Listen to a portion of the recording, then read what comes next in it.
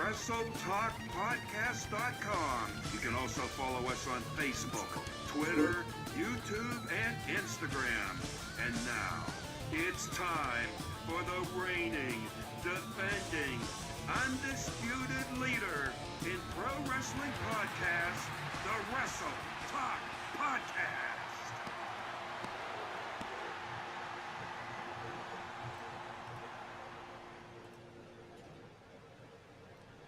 Que pasa,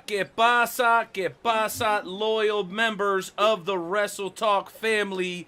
Allow me, the Night Owl, to be the first to welcome you in to episode 384 of the WTP, homie.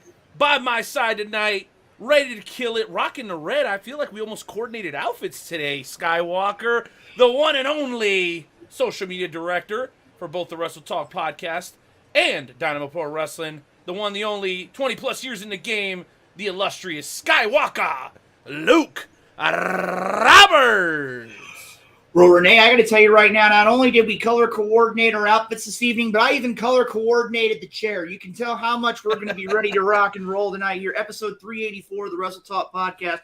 We're going to have John Arezzi here in about 26, 27 minutes.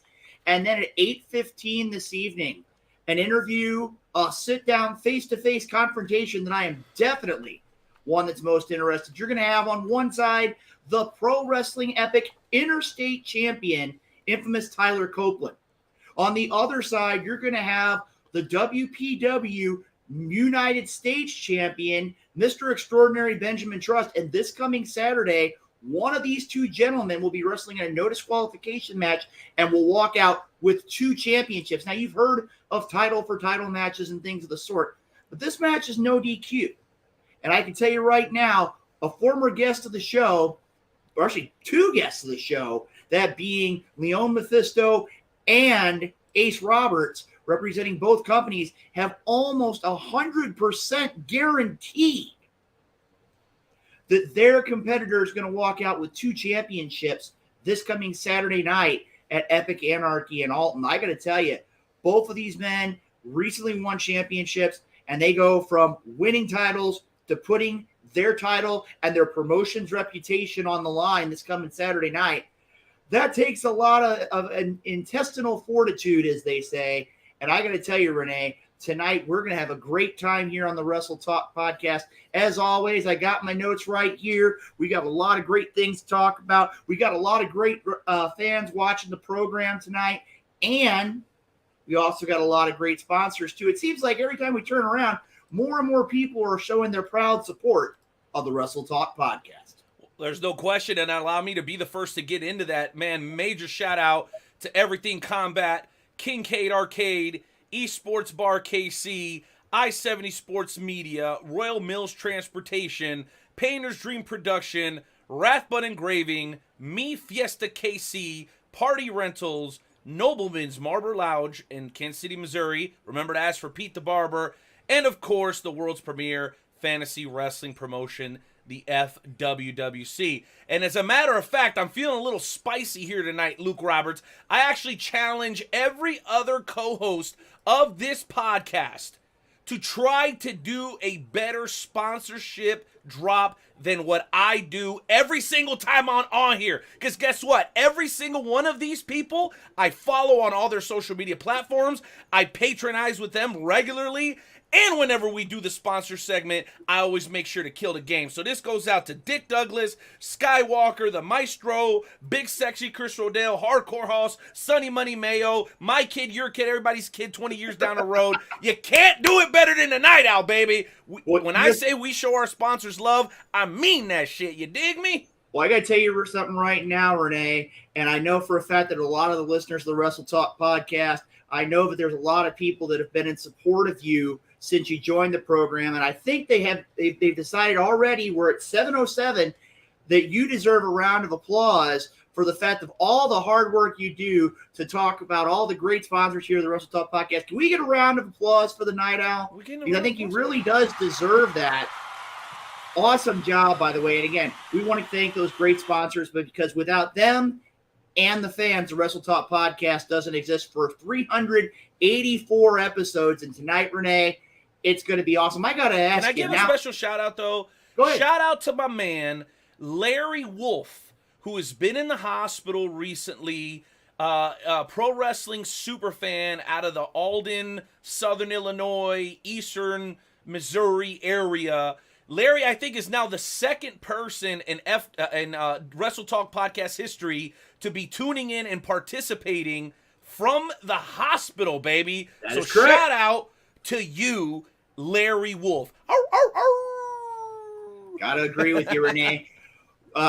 Larry Wolf is a very devout fan of professional wrestling. He's traveled to all sorts of promotions throughout the greater St. Louis area. They call it the Riverbend, the metropolitan area here in St. Louis. And I'm going to tell you right now, it's very uncommon to not see Larry Wolf in an event.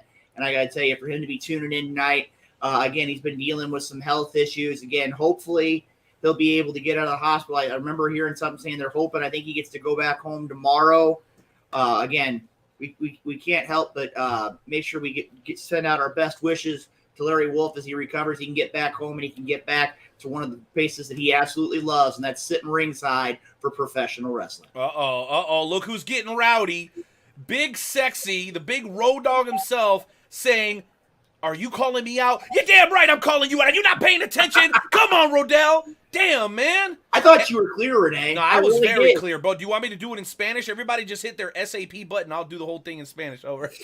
All right, real quick, though, I want to give a shout-out to my brother that competed this weekend at XWE at the Bubba Sutton Memorial Battle Royal, the one and only Big Country Matt Stockdale.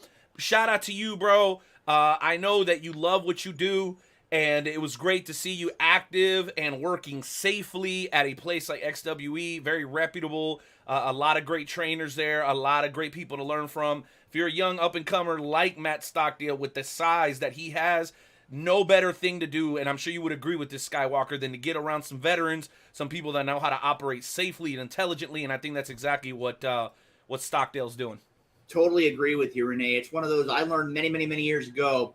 Too many more than I want to admit sometimes. But a lot of times the best way to learn, there's two ways I've always looked at learning. One, you can study footage. You can study matches live and in person. But another way is to, as they say, sit under the learning tree. Have the opportunity to learn from some of these great veterans who've traveled the country, who've been in and out of professional wrestling matches all across this world.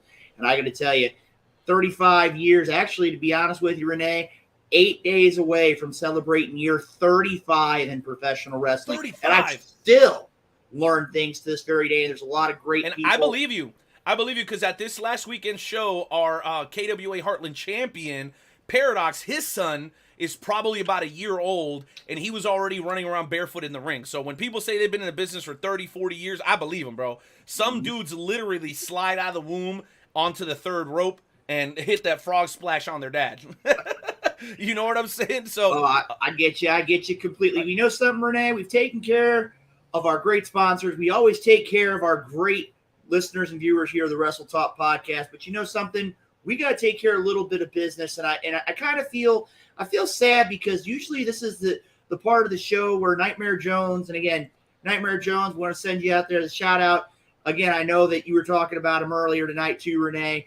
You know something? Since Nightmare's not here, Renee, we take care of this every week. And if there's anybody I'm ready. in the Wrestle Talk podcast, I think I want to go ahead and throw it to you because there's something we got to take care of every week. And I'm going to go ahead and give it to you because you do this intro so well. Yeah, let me go ahead and whip out my wood here.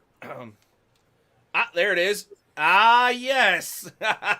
Shout out to FWWC World Champion Luke Justice here, representing La Familia on the Wrestle Talk podcast tonight. And you know what? If anybody can appreciate it, is an officer of the law like Luke Justice. As we do every single week, we've been doing it for a very long time. We're going to ask everybody to respectfully remove their caps, place their hands over their hearts as we pay homage to the greatest country on God's green earth. And that's America, damn it.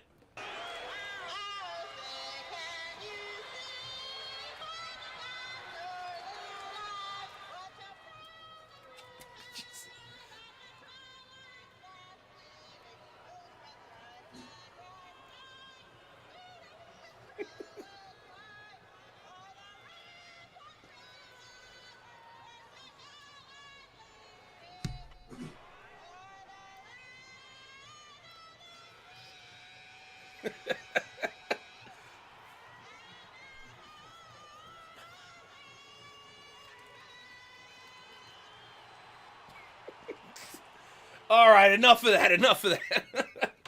Renee, I got to tell you right now, even I don't know if it was a technical issue on my end or things along those lines, but again, it always brings a tear to the eye every week. But I got to tell you right now, man, even at about 30% volume, that was about that was quite memorable.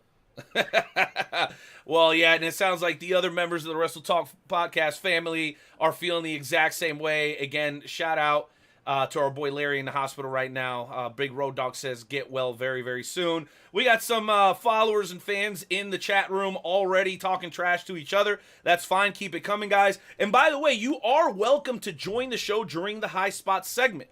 If you guys want to come on and participate and talk wrestling, it can be independent, professional, international, sports entertainment, whatever you call it. You want to come on and chop it up with us, you can either shoot Luke Skywalker Roberts, myself, or the Wrestle Talk podcast a direct message, and we will send you the link and bring you on the show, because we ain't never scared. We ready to talk to anybody about anything pertaining to the wonderful world of professional wrestling. Well, you know something right now, Night Owl? Before we get started with High Spots, you know how you challenged everybody?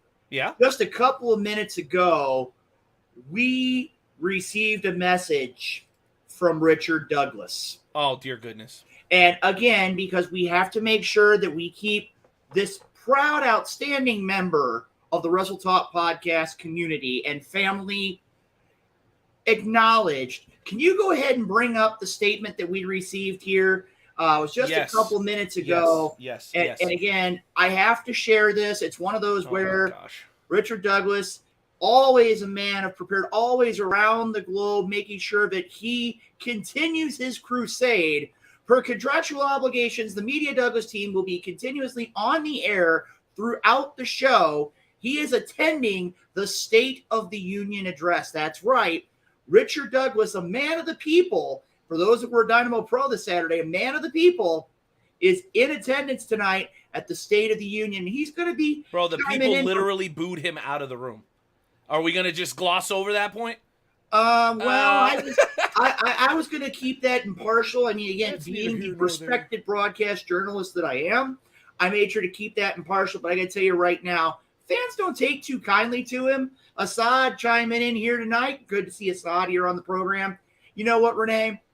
I don't think they want to hear too much more about all these different things. They want to hear about High Spots. There's so much stuff going on in the world of pro wrestling.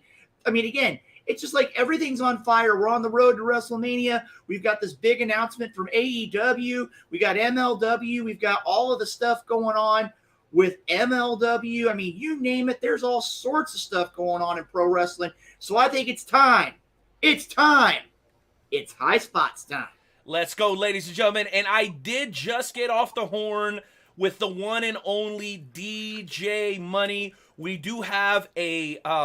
let's just say a revised version of the High Spots theme coming very soon.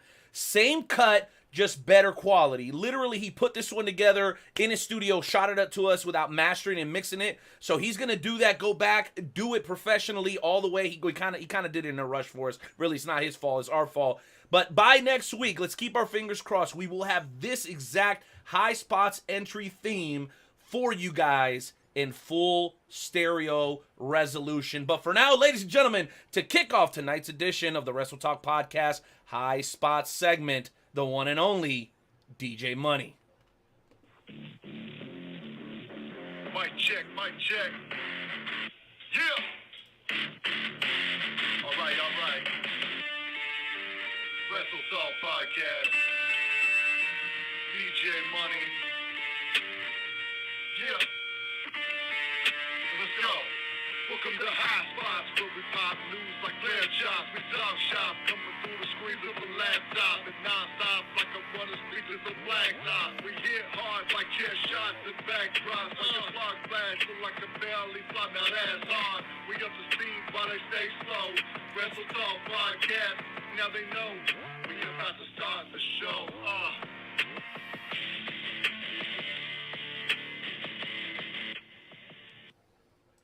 All right, Renee, I got to tell you right now, High Spots is right here on the Wrestle Talk podcast. And I'm going to tell you right now, we had just posted up here a minute ago, Father Craven from out on the East Coast, catching out the Wrestle Talk podcast tonight. We got people from all across the globe making it a point to be a part of the Wrestle Talk podcast. And Renee, I'm going to tell you, there's a lot of big things, but the one thing. Whoa. Yes, we have graphics. Wow. We have graphics. Hey, can we get some noise for that? Hey, let's go. We got graphics, ladies and gentlemen. And again, I don't know if you guys are noticing the background. We're kind of going a little feng shui around here. We're trying to make it official like a referee in the golden whistle, keeping it cooler than the other side of the pillow and all that. So what I've done is, hopefully you guys dig it. Let's get some feedback. By the way, these comments are lit, yo. Keep them coming, guys. And if you got the, huevos to join us during the Hot Spot segment, you got about 15 minutes left. You can jump on and talk wrestling with us. First topic that you threw into the pot. Let's start a little lukewarm and work our way up to hot there, Skywalker. Was this High Spots topic? And I'll read. Cesaro released. Will he fulfill his potential outside of WWE? I know you're the one that brought this one to the table. Why, Skywalker, and what are your thoughts on the topic? Well, I got to tell you right now, this surprised me. Cesaro is, from what I've read, from what I've seen, has always been a class act. I had an opportunity many years ago as Claudio Cassignoli, having an opportunity here in the St. Louis area to be on an event with the now formerly Cesaro. And I got to tell you, this man has an outstanding repertoire in the ring. He knows what he's doing. His strength is unreal. This man is just nothing short of amazing inside the ring. And it surprised me that it wasn't really a release, so to speak. It was just they chose not to renew his contract. And I got to tell you, here's a man with an infinite upside. And I got to tell you, since he chose to leave the WWE just a couple days ago, I got to tell you right now, he's not going to be looking for a promotion to wrestle in for long. He's not. Whether he goes to Impact, he goes back to Ring of Honor, he even would consider going to AEW or maybe New Japan. Okay. I got to tell you right now, I think that the WWE did not capitalize on Cesaro. And I think what's his ceiling, though, Skywalker? You're a man of many promotions, and what I mean by that is you're not a one-promotion WWE, AEW guy.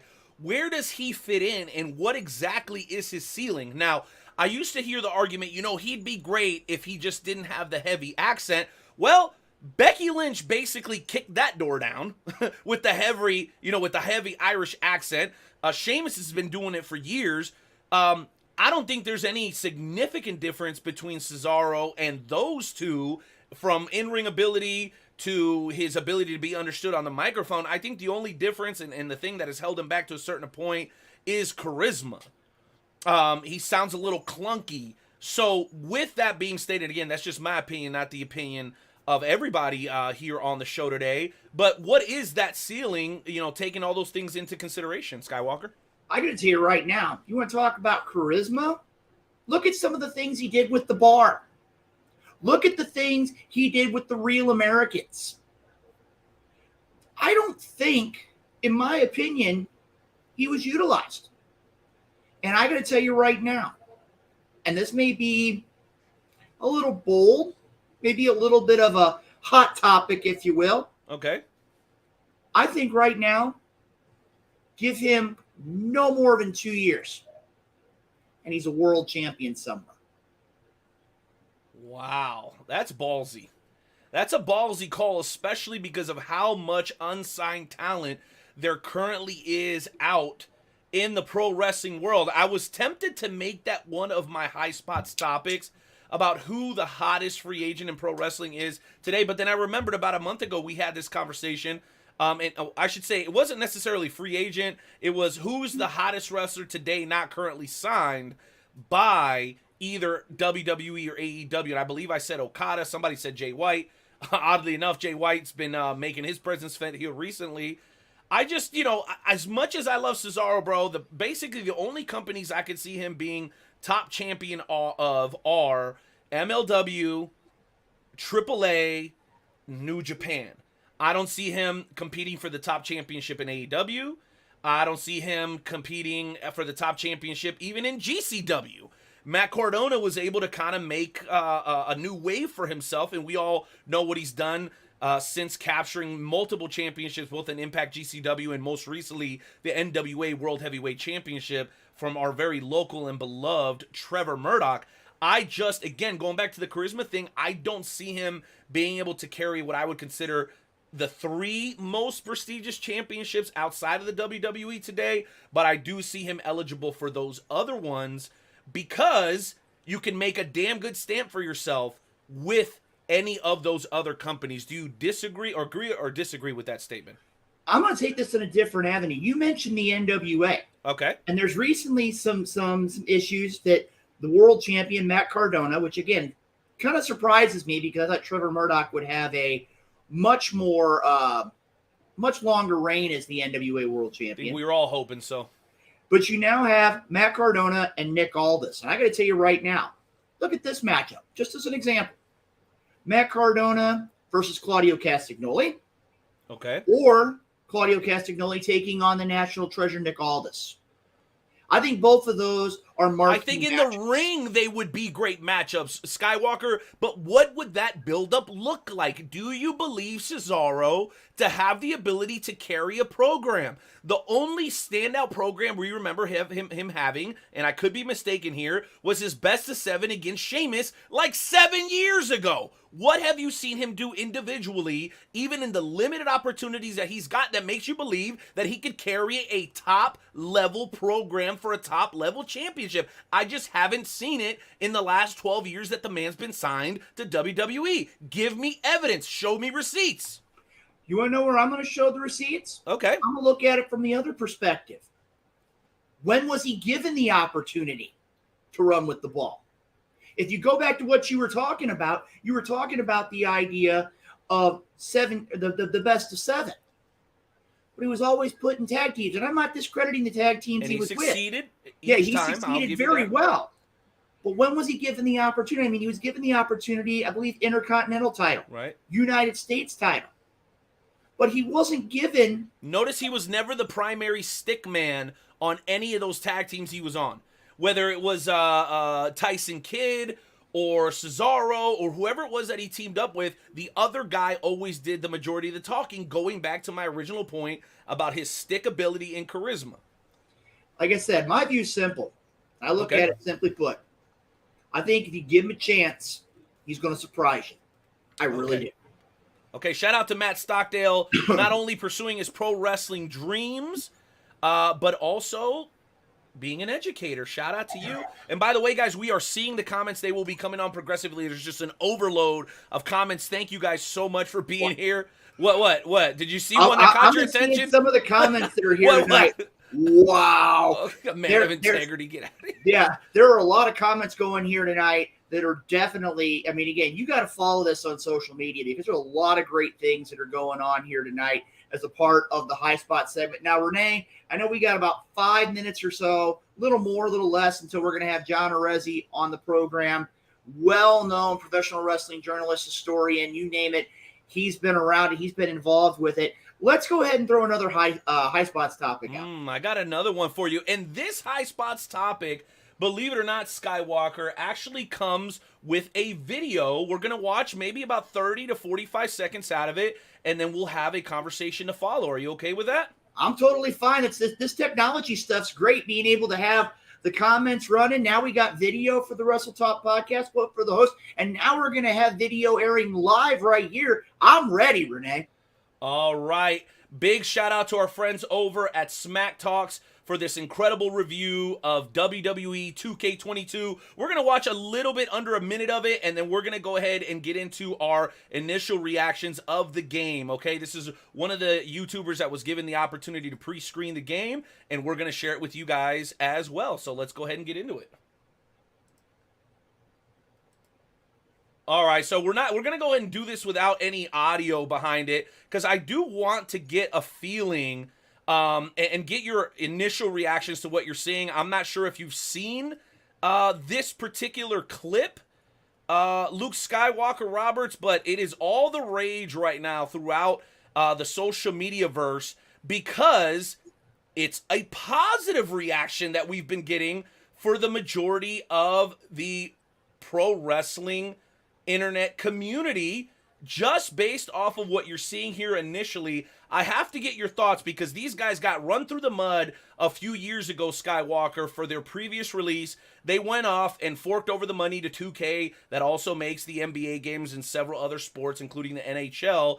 And it seems, at least on the surface, that the new engines and the new investments in the product are paying off. I have to get your thoughts, man. What do you think about what you're seeing here?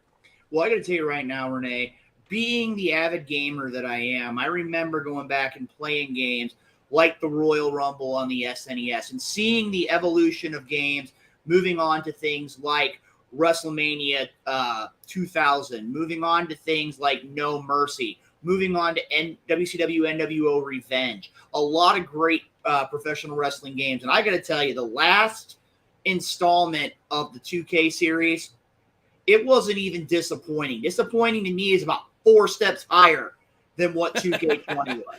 But I got to tell you right now, from what we're seeing here, the graphics are awesome. They've gone back to a lot of the things that the gaming faithful have been asking for, things like a GM mode. I think they've had an expanded storyline. The number of wrestlers in the game is a lot more in depth. I got to tell you, this is one I'm looking forward to. And again, if you haven't already gotten it, I know a lot of my friends have already pre-ordered this particular title.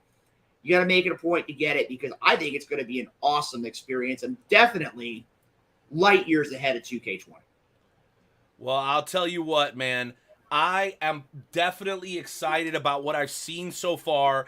Just as excited, or maybe even a little bit less excited about the game than I am about our upcoming guest. He's currently in the green room. Mr. Arezzi ordered nothing but blue M&Ms and Avion water. We had to make sure to appease a pro wrestling legend. And, you know, it's funny because I was talking to a couple of guys just about a month ago at a wrestling show. We were talking about what defines a legend. And I think that it's not about a particular number of championships. It's about the impact that you made in the field of your choosing, right?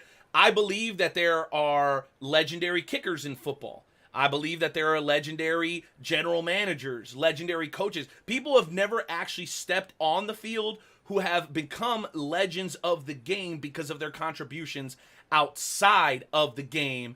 And I think that the gentleman that is about to join us is the definition of being a pro wrestling legend as a man who isn't known for his in-ring contributions. No. He is known for his contributions to the pro wrestling community through photography and storytelling. So, ladies and gentlemen, without any further ado, welcome back after a several-year hiatus off the Wrestle Talk podcast, the one, the only, the wonderful John Arezzi.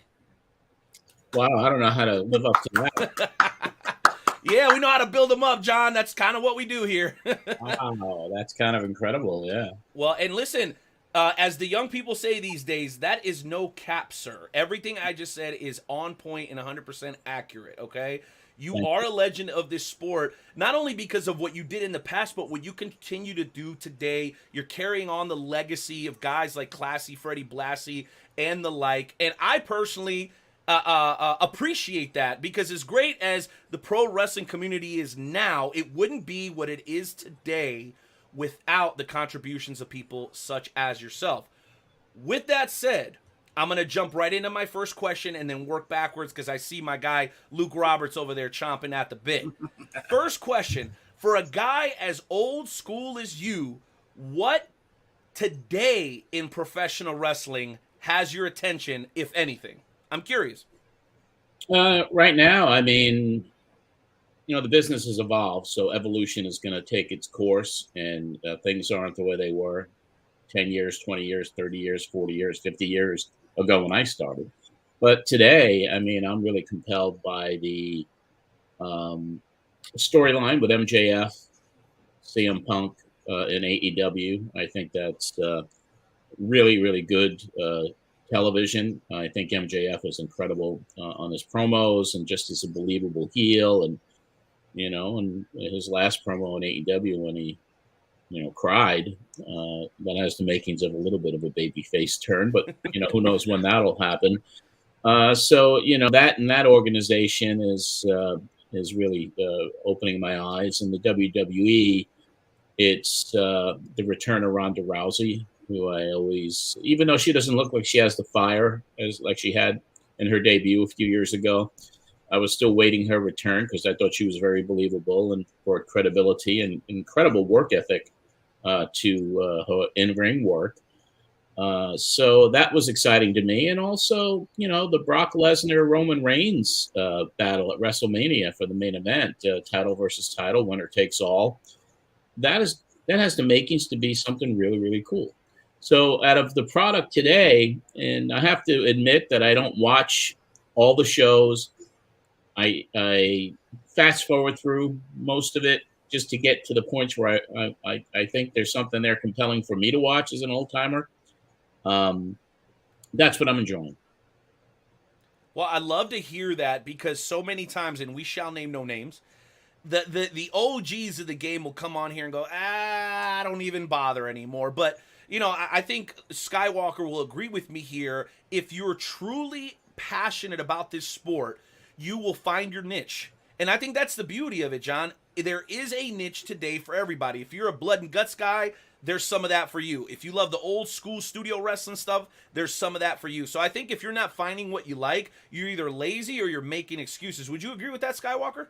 I think I would agree with that. And I want to kind of take the next question here, Renee. Sure. John, first of all, thank you for coming on the program this evening. Again, it's our honor and privilege to have you back on the program. And I hope that the blue M&Ms were wonderful for you, by the way. Oh, they were delicious. They're incredible. I actually melted them and put them in my coffee tonight. Awesome. Good move. He's prepared, Well, here's my question. You made reference earlier about MJF and AEW. Since the last time you were on the program, we really had seen an emergence of AEW. And I want, knowing your reputation of being around professional wrestling for as long as you have, what are your views thus far of AEW and what kind of a stake that they're bringing forward in the world of professional wrestling? Well, they certainly have come in since their debut and looked major league all the way. A lot of promotions have a hard time doing that. So just the fact that they're players in a industry that needed a second big player, they've accomplished great things. I think they hired way too much talent and to utilize them properly. But if they can pare that down and kind of, you have to develop your main characters, your storylines to keep people coming back week after week. And if you see different people all the time, it just doesn't compel you to watch every week. But I think their future is very, very bright. Even though ratings are not what they used to be, there's still a healthy 1 million plus that watch every week. And their live shows are exciting, and it's an event. I mean, when you go to an AEW show, which I did in New York in December, it's an event. It's like a rock concert. And the fans there, the vast majority of fans there are all in, so to speak, on the product. So I'm excited about their future. I really am. Well, I couldn't agree with you more in the idea of where one of the big things that I see is the idea that AEW has some of the best wrestlers in the world. And a lot of people looked at it from when you have the Young Bucks and Kenny Omega and Cody Rhodes and Tony Khan and bringing this whole picture together. You wondered what would happen. And I can tell you right now, thus far, they're showing why they belong. And I mean, to me, I think when it comes down to it, they're taking an avenue that a lot of people haven't, and that's looking at making not only television and good television, as you said, 100 million plus ratings on a weekly basis, but they're also bringing exclusive internet content. Yeah, they are. And again, that's one of the things when you sit there, when you look at things like Dark and Dark Elevation, they're bringing a wide variety of different broadcasts to the forefront. And like I said, I agree with you. I think they need to tone it down a little bit in the hiring department. Yeah. But when it comes down to it, I think they've been doing Very well. Now, Renee, I know that you got a lot of questions on your mind. We were talking about this earlier. You had so much stuff on your brain. I'm going to throw things back over to you because you got a lot of things that are on your mind. You are the man behind the discussion, so I'm going to throw things back over to you. Well, I do want to close, though, with one comment about go ahead, John. Dar. Sure, go ahead. Isn't that the platform where Thunder Rosa had so many matches before she actually got on AEW Dynamite? I mean, because now she's really in the mix. Yep. For a big push. And I believe because her record is something like 40-something and 1 or 2. So where did all those matches come from? They had to come from a lot of dark matches, a lot of internet-based matches on the YouTube channel. You're absolutely right.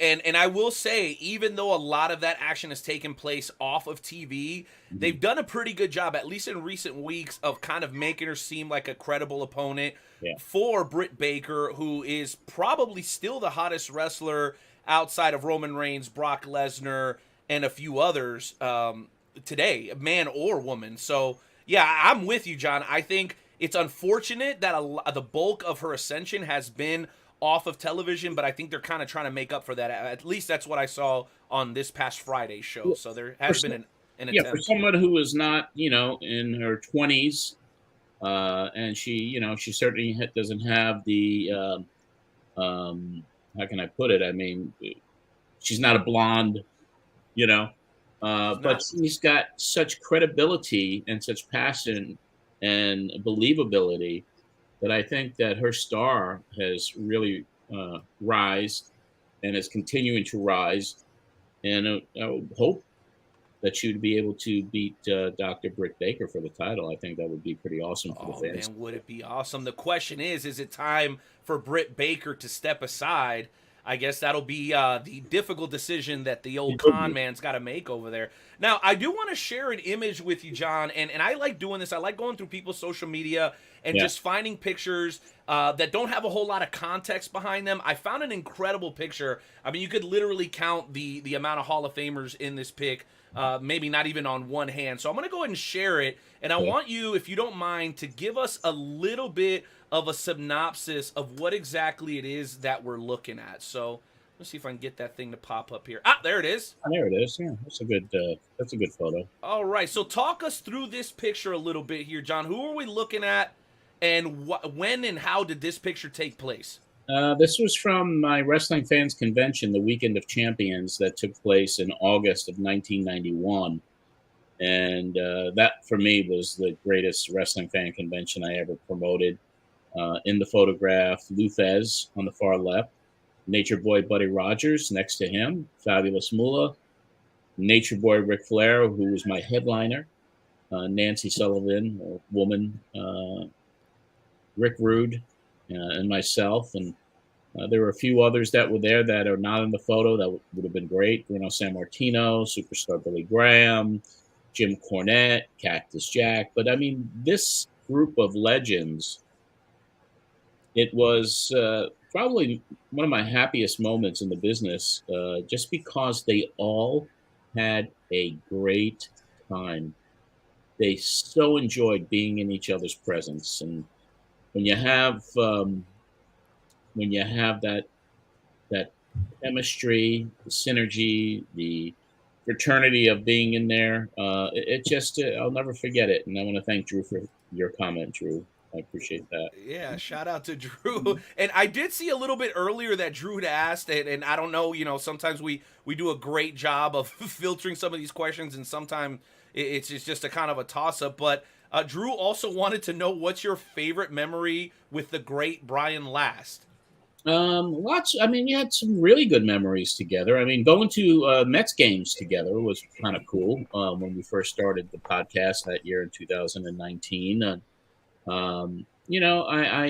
I think Brian Last is a incredibly talented guy. One of the best in the business, no question. He's a guy that knows history, unlike many. I mean, and his chemistry with Jimmy Cornette is like the best that there could be in a podcast. I mean, that chemistry is impeccable, and I think I had similar chemistry with Brian when I did my show with him. So I miss Brian. I miss working with him. I miss his sense of humor. I miss lots of things about doing a show with Brian each and every week. And I'll never say anything bad about the guy. He gave me a great opportunity. But when he thought that my conversations with Conrad Thompson were inappropriate, as someone who was a freelancer, who wasn't under contract or an employee of anyone, that's his call to make. But I don't agree with it today, as I didn't agree with it when he pulled the Well, plug. we're with you, John. This is America, Jack. So unless I'm under contract, Yeah, I mean, you want to sign a deal and it prohibit me from doing other stuff. I mean, those things are available. cut the check. Let me interpret for John Arezzi. You want me to be exclusive? Cut the stinking check. Now that makes me want to transition into a kind of a semi-related question. So you've been incredibly successful as an author. You've been incredibly successful as a podcaster. Yes, we're going to talk about Matt Memories. You know we're going to hit it hard. So you've been incredibly successful for both. If you had to choose one or the other, what would you roll with? Would you roll with the podcasting, or would you roll with Because I know if I throw photography in there, I think that one's going to win by a mile. So I'm going to kind of keep it to just podcasting and writing.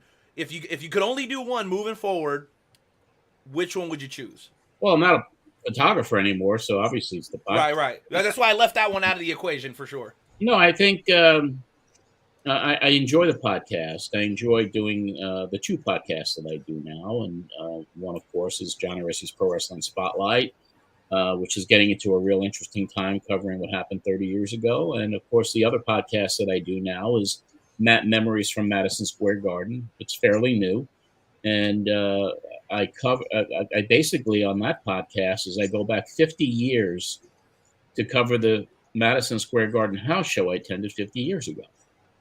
And I drop it. Each episode is dropped on the anniversary of that show from 50 years ago at 8:30 p.m., which was bell time back then. So, it's really crazy. But I enjoyed a lot of all that stuff. But the podcasting today, I love sharing the history and the stories, even though it's going to get really dicey and it's going to get really ugly coming up, beginning with the sex scandal episode and then my breakup with Russo. Just 2 weeks after that, and all the stuff that has to do with and it'll unfold for our listeners in real time. So looking forward to it, but I'm really not. Yeah. Well, for those of you guys that, again, John Arezzi is going to be spilling all the tea, so make sure you guys are keeping up with John on Twitter, especially is where I see that you're the most active on both of his podcasts. I'm a particularly big fan of the Pro Wrestling Spotlight. That's kind of where I've been following you for the most part, but it's great to know that you actually do have two. Before I throw it back over to Luke Roberts there, I do have to ask, because I'm a Miami Heat fan. Grew up down in South Florida, so I have my own memory of the Knicks and the Garden, and most of them are not very good. Can you talk to us a little bit about that atmosphere in the Garden, whether it be for a boxing match, a basketball game, or pro wrestling? What do you think is that intangible that kind of sets the Garden apart? People have said it's the world's most famous arena, and that's been said for a very, very long time. Yeah, absolutely. Mecca basketball, world's most famous arena. What is it that sets the Garden apart from every other arena in the country? As Vince McMahon told his son, Vincent Kennedy McMahon, Vinny, the Garden will always be the Garden. The Garden is unlike any other place. It's just the Mecca. I've been to Madison Square Garden not just for all those several years consecutively that I didn't miss a house show from 1971 through 77. I was at every single show, and going to concerts there. I had the opportunity to see many concerts at the Garden, including Elton John in 1974. When 76 rather, it was the bicentennial year, where he played the Garden, sold it out 7 consecutive days, and I was able to go to 4 of those shows. Paul McCartney and Wings, his first solo tour, I was at that one, and I've seen so many others at the Garden and other events. I mean, it's just kind of the place. I mean, for wrestling, there was no place like it because of the fanaticism of the fans. back when everyone believed what they were saying in the ring, especially when Pedro Morales was defending the title. I mean, the fans would surge. So much heat. It was incredible heat. And it was like you were just in the middle of a place that there was unlike any place in the world was the Garden. Yeah, and I hope that other arenas throughout the country can. I know Chicago's done a pretty good job of capturing a similar atmosphere, at least in the world of pro wrestling. I just wish that would kind of spread it. Of course, the history's Joe Louis fighting there and so on and so forth. Yeah, I think the Garden lost some of its luster when when World Wrestling Entertainment decided that it was just another stop on the road. They seem to be changing that a little bit now to make the Garden special, like they're putting some extra matches there. But back when I was attending, every show was special.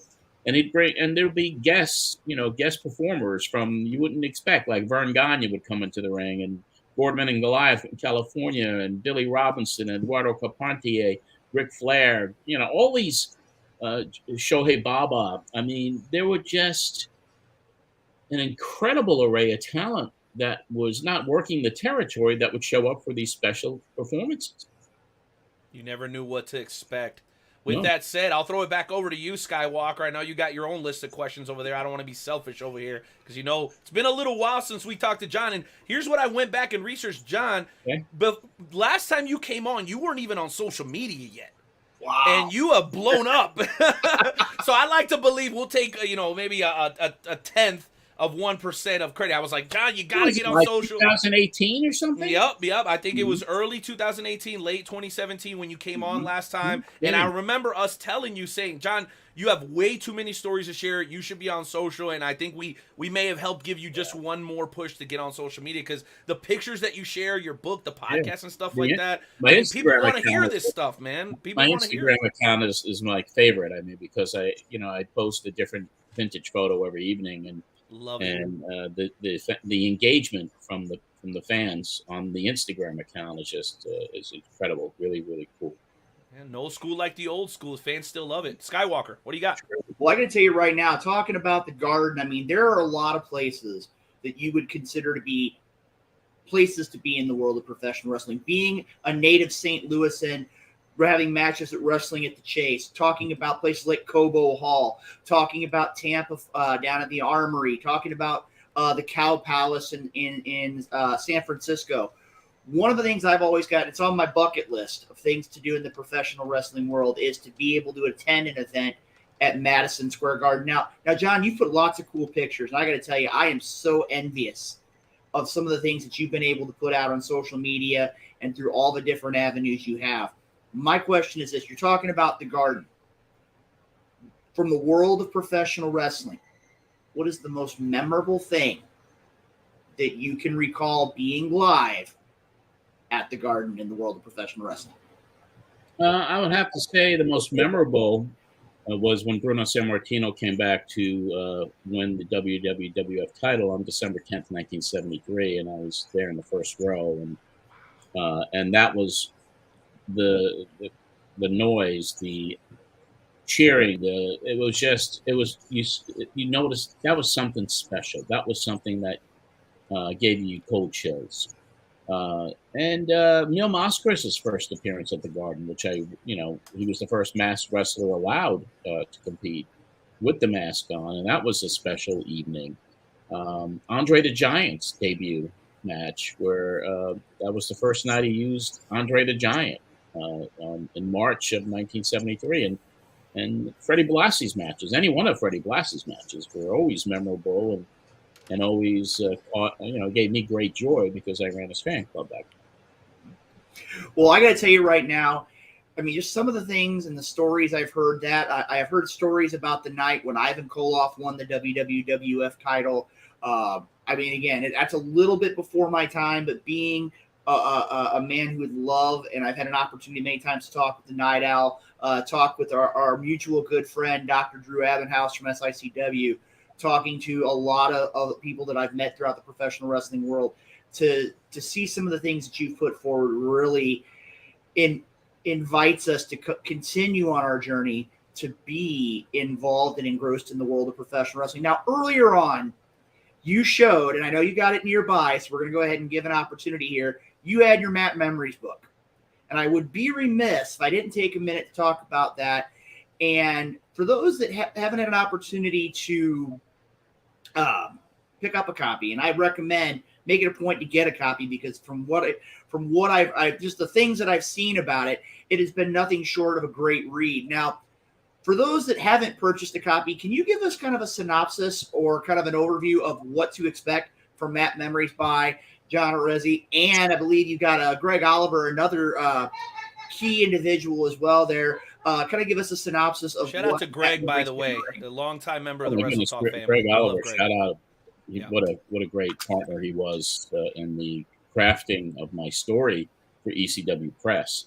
But as many people who've read the book, and there've been some Hollywood types who are looking to maybe turn my story into something that could be a scripted series or whatever.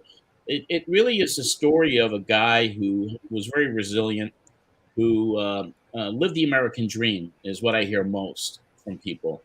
And that is to, go out there, have a passion for what you do. And I have changed careers multiple times. But my passions in life were always pro wrestling, music, the Beatles, the New York Mets, big passion up until today when the lockout prevented me from going. I have a question about the Mets. How does it feel to have the only baseball player in the major leagues actually getting paid this season in Bobby Bonilla? I gotta ask him. I gotta ask that question. That's a good Sorry. one. I'm sure it'll be resolved before he gets his next check in July. But that's kind of crazy. But I mean, the book is really, my wild life in pro wrestling, country music, and with the Mets, and my growing up in Brooklyn, New York, and having these interactions and the behind the scenes stories and the people that I dealt with over the course of my career in music, in wrestling, and with the Mets. So I think the book, anyone who picks the book up or goes to Amazon.com or finds it wherever you get your books or gets the Audible copy of it, that would be an enjoyable read for a lot of people. And because you're going to really go on a roller coaster ride with somebody that, gets into wrestling as a teenager and then gets out of wrestling and goes into baseball and then leaves baseball when he manages a singer and then goes back into wrestling and then leaves wrestling again and goes into country music and moves to Nashville and now finishes off. Even though I'm doing a lot of different things right now that are non-wrestling related, it just kind of gives you an interesting perspective from somebody who just kind of, like people tell me, had big balls. You never were afraid to be. And must be your Italian. Stu Stone from Canada. I don't know if you know Stu or not, but good guy. He was one of the story producers for Dark Side of the Ring, and just a great filmmaker. Anyway, so that's kind of what the book is all about, and it's. I think you'll kind of get inspired by it. That's what I hear mostly. It's an inspirational story of a guy who lived in American dream.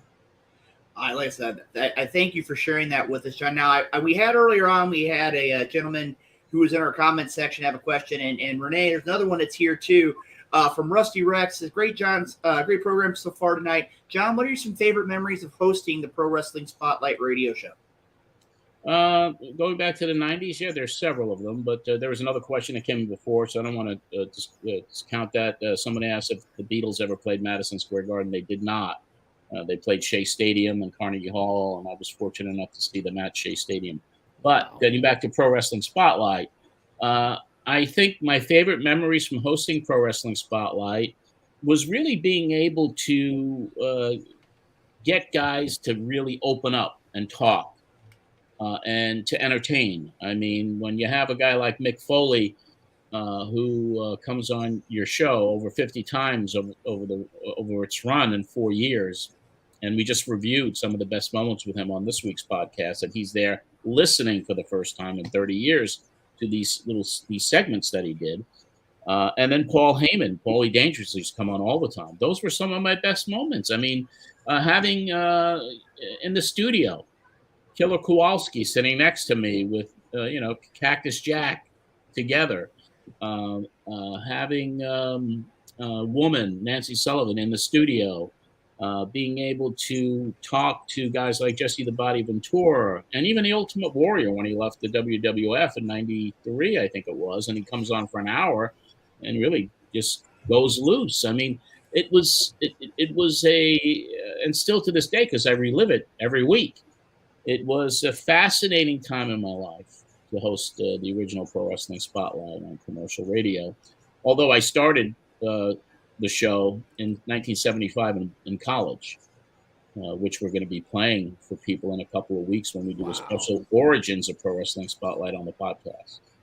So I'll go ahead and get my bunny ear antennas ready for that one when it comes out. Go on Apple or Spotify or okay. Or anywhere. I mean, every week it comes out every Thursday night at 10 o'clock. I mean, that's when each episode drops. That's gonna be absolutely amazing, and we'll be sure to share all of that on all the Wrestle Talk podcast platforms, including WrestleTalkPodcast.com. I have to ask, because you have a unique perspective, and of course you were around through all the highs and lows of professional wrestling. I would dare to say that today we're somewhat on a high, or at least working our way towards another high, especially with all the commercial success of the sport. But I'm curious, do you see any similarity from Vince buying out the territories to the Monday Night Wars to kind of what we're seeing now, you being the great orator and author that you are? Is there any way that you might be able to kind of tie all three of those things together for us in some way, shape, or form, John? Because, I mean, they're very, very distinct and different situations, but at the same time, it kind of feels like a renovation or some sort of refresh that's taking place right now before our eyes in the world of professional wrestling. Do you agree or disagree with that? And can you provide some perspective either way? I don't think it's going to be like it was with the Monday Night Wars, first of all. Okay. I don't think that McMahon cares. I think McMahon is going to sell the WWE in the next year or two. I mean, I think that's going to happen. I think that this company is going to be sold to a big entity like a Disney or a NBC Universal, one of these big entertainment companies. It could be Amazon. It could be anyone. Yeah. So that's why I don't think he cares enough about AEW to get into a war situation with them, like happened with him and Turner, when there was all these talents going back and forth, and Medusa throwing the title in the trash can, and Hall & Nash showing up, and Hogan turning heel, and all of that stuff, which really elevated the business to heights it had never seen before. When you go back to the 70s, actually not the 70s, but the 80s, early 80s, when McMahon decided like he was going national and he was going to invade, not too dissimilar what's going on in UK, much different. You're having people losing their lives with the war that's going on right now. But McMahon just decided, I'm going national and I'm putting everybody out of business. And that's what he did. I mean, he took the best talent from all the territories that he invaded, and there was little left. Once the dust cleared, it was him. And then Turner. Right. And I don't think that was healthy for the sport, as well as they're doing. And I know they're not, I've made this argument, they're not competing against AEW. They're competing against MLB, NFL, NBA. That's kind of the level that they've reached at this point, especially with their crossover. They're pretty much competing with all those other entertainment entities. And AEW is just trying to find their way and bring more people back to wrestling that may be a little bit more old school and may want to see more of a traditional presentation than the WWE has. But like I said, it's evolution, and the presentation today will never be like it was 20 years ago, 30 years ago or more. But the fans are still out there, and the ones that they're attracting don't know what happened in the 70s or 80s even. What they see is what they know, and it's there's no sense of history for most of the fans that are watching today. Unless you're smart enough, here's where we allow prop usage, John. Unless you grab yourself a copy of Matt Memories, which John is holding in his hand right now, guys. It's on Audible. You guys can buy it on Amazon. And is there a way to like reach out to you, John, to get like an autographed copy of it? Absolutely. I have a limited number of signed and numbered copies that I'll be more than happy to personalize for anyone. All you got to do is send me an email, john@mattmemories.com, and I'll send you a link where you could buy it, and I'll sign it and I'll number it for you. Well, I absolutely love that. And you know, Skywalker, I know how excited you were when we first talked about having John Arezzi on it, and I love how we can kind of go full circle here a little bit and start with talking about MJF, and then kind of here at the end, I want to bring that back up again before I throw it to you. Again, guys, let John Arezzi be a point of reference that if you're looking for a particular style of wrestling, it's still out there. You can find it if you know where to look. He's finding with MJF. Some of the younger fans may not recognize it, but that's kind of arcing back to the old school. And don't be afraid to look around and be so caught up with what comes on television on Monday and Fridays. Give something else an opportunity.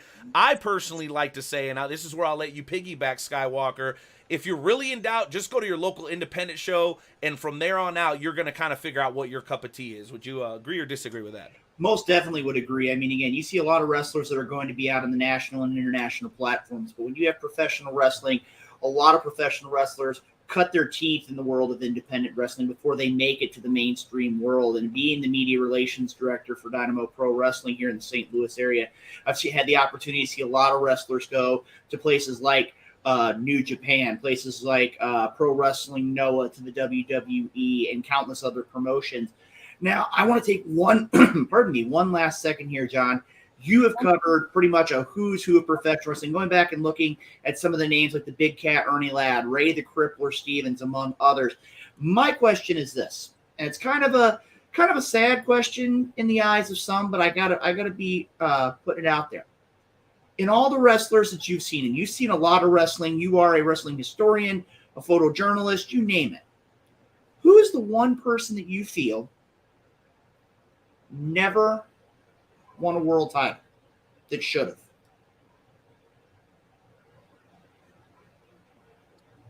I mean, one of the big titles, like a WWE or WWE and NWA. I think, NWA. I think Blassie really should have held the strap. I really think that he deserved it. He was one of the most incredible heels ever. I mean, I could say the same thing about a guy like John Tolis, who was just an amazing technician and one of the best promo guys out there, and a real good heel. And maybe on the babyface side, a guy like Mil Mascaras could have been a great champion in the WWE. Appeared in multiple Royal Rumbles for those that don't know. I think he was already in his 50s when he started appearing in the Royal Rumbles during the early to mid 90s. Am I right about that? I think so. Yeah, but he was, he wasn't who he was. Like, I mean, when you first see a guy who was a luchador for the majority and still the entirety of his career, he was a much larger wrestler than most of the luchadors. But his charisma and his flamboyant capes and mask, the man of 1,000 masks, and the way he was a technician inside the ring in those early days, and the flying off the top rope, and his ability to generate incredible amount of passion from the fans, I think he would have been a good one as well. Well, one of the things you bring up Mil Mascaras, I remember when I was a real young kid, and I remember seeing him when he would put the head scissors. And it wouldn't be a standard head scissors where they'd be up on the shoulder, where his head would be on the mat, and just the torque that he could create with his head on the mat. It was innovative. It was cutting edge for the time. And it was amazing what Mil Mascaras could bring to the ring. Now, I have one more question. I could say, do you have an opportunity, make it a point, Matt Memories, make it a point to get that book. John Arezzi got a lot of great stuff in there.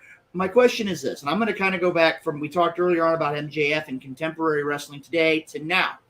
In the last couple of years, we've seen the WWE move to the two-night WrestleMania format. What are your views on that? Do you think that's something that the WWE is going to benefit from, or do you think it's too much? I think they'll benefit from it financially, obviously, but I think that WrestleMania was always a one-night show. So you put your best talent and your best storylines on that one night, and everybody doesn't have to work. WrestleMania, one night only. That's the way I would do it if I was running the show. But of course I'm not, and it's 2 nights, and now it's a whole kind of a week if you really look at it, whatever all the events that take place, and everybody piggybacks on it to to get the rub off of the WrestleMania audience.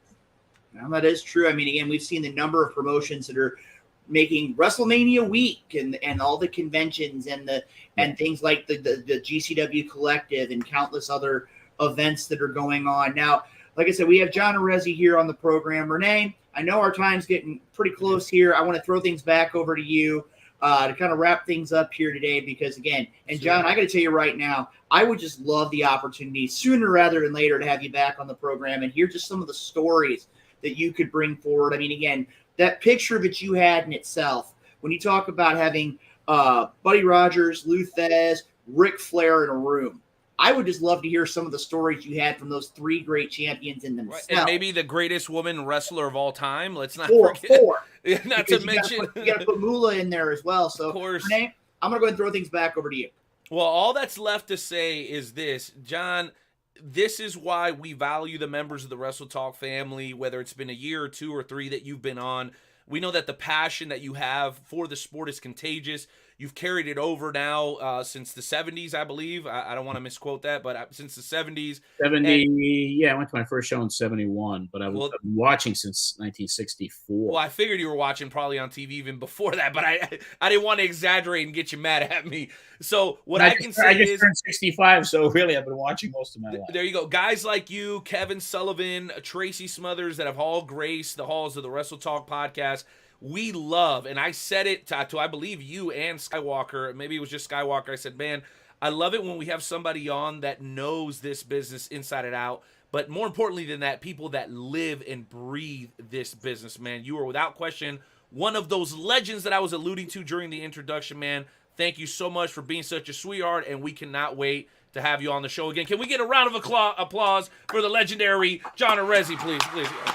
Thank you so much. Well deserved. Well deserved. Really enjoyed it like I did the first time. So anytime you want me to come back on, just give me a shout out. And, just how to reach out to me, and I'll do the show. I love it. You got it, buddy. Thank you so much for being here. Have a great night, and man, have a slice of good New York pizza. Because in St. Louis, they don't know what the hell they're doing with pizza. So I live in Tennessee, dude. Oh, you're in Tennessee? I've been in Tennessee for 22 years, but I'm going to agree with you. Going back up north soon, I'm sure. Oh, man, I get back up there in May, but there's no place like New York for pizza, man. I mean, because let me tell you, I've had St. Louis pizza and it's no good. Sorry, Rob. Oh no, I got to beg to differ with that. I mean, again, he's got to make it a point. And Renee, you talked about it yourself about Emo's Pizza here. The toasted ravs are good. The toasted ravs are good, but the pizza, commercial they say the square favorite, isn't it? Yeah. All right, John, have a great night. We'll catch you next time. All right, guys. Thank you. Adios. Thank you, John. Bye. Wow. The legendary John Arezzi, man. That's what I'm talking about, brother. That's how we do business here on the Wrestle Talk podcast. How are you feeling about the first hour, Skywalker? Renee, I don't think you can see them. I got goosebumps.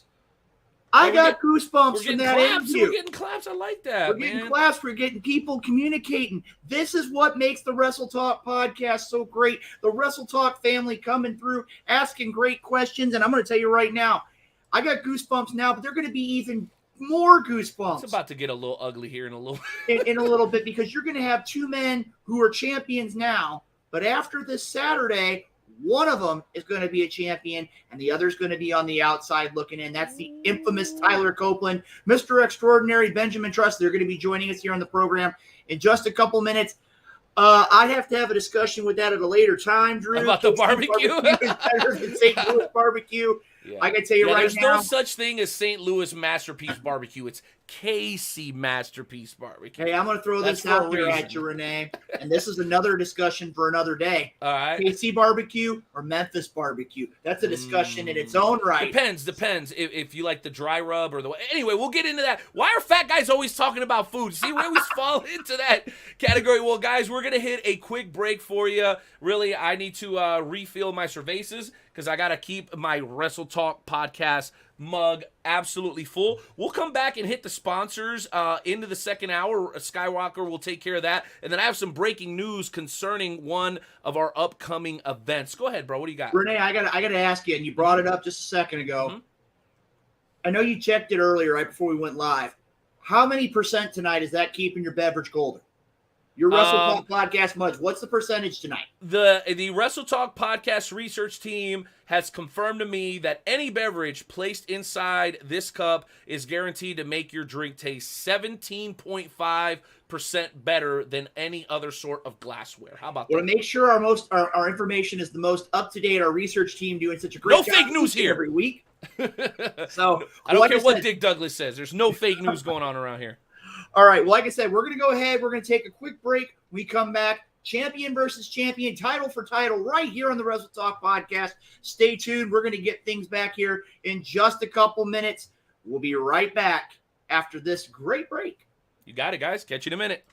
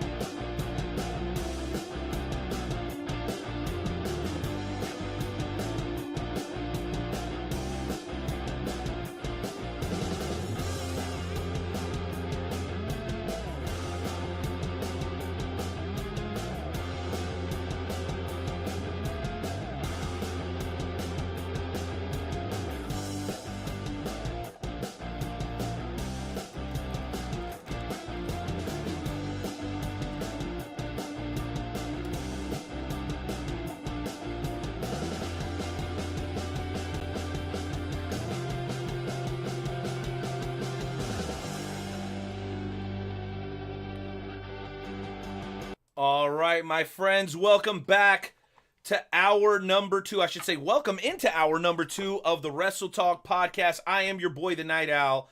What an absolutely spectacular first half of the show we've had. And as the old saying goes, we ain't done yet. Allow me to welcome in my partner in crime for the evening, the one and only, the illustrious Luke Roberts. Luke Roberts, I hear you want to get everyone updated on all of our wonderful sponsors. I'll go ahead and give you the platform to do that, sir. Go right ahead. All righty. We're going to go ahead and take care of all of our great sponsors. You got Everything Combat, Kincaid Arcade. Make sure to check them out in the KC area. Esports Bar, Kansas City, a great place to be. Interstate 70 Sports Media with our friend, the Maestro Jeremy Karp. Royal Mills Transportation, Pater Stream Productions. That is the great source of the Wrestle Talk podcast website. Rathbun Engraving, those that are in charge of the mugs. Mi Fiesta Party Rentals, Nobleman's Barber Lounge in KC. Make sure to check out Pete the Barber. I've had a lot of great things I've seen from him. And also, we want to thank the folks from the FWWC, the premier professional wrestling group, fantasy wrestling group throughout the world.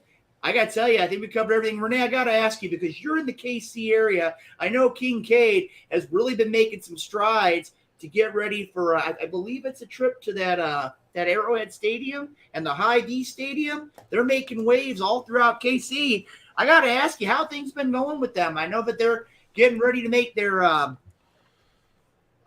make sure the launch is there. How things been going? I know they've been getting ready for that. Okay, so let me bring you up to speed. I'll keep it quick because I got 2 champions that are chomping at the bit to come on here, okay?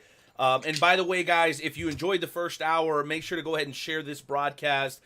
John Arezzi, truly a gem, let's just say a diamond in the world of professional wrestling, a man that has been molded by the sport for about 40 years, out of his mouth, not mine. And then I get to co-host with a guy that's been in the business 35 years this year in 2022. So it's really, really a privilege and an honor to be around guys that have this kind of passion, as I mentioned to John Arezzi. But when you talk about passion, when you talk about love for the sport, that is shared by our sponsor, Kincaid, who's giving us the opportunity, WrestleMania weekend, to host another watch party. Okay? Now, if you guys already know, our watch parties are a thing of legend and they're a thing of lore.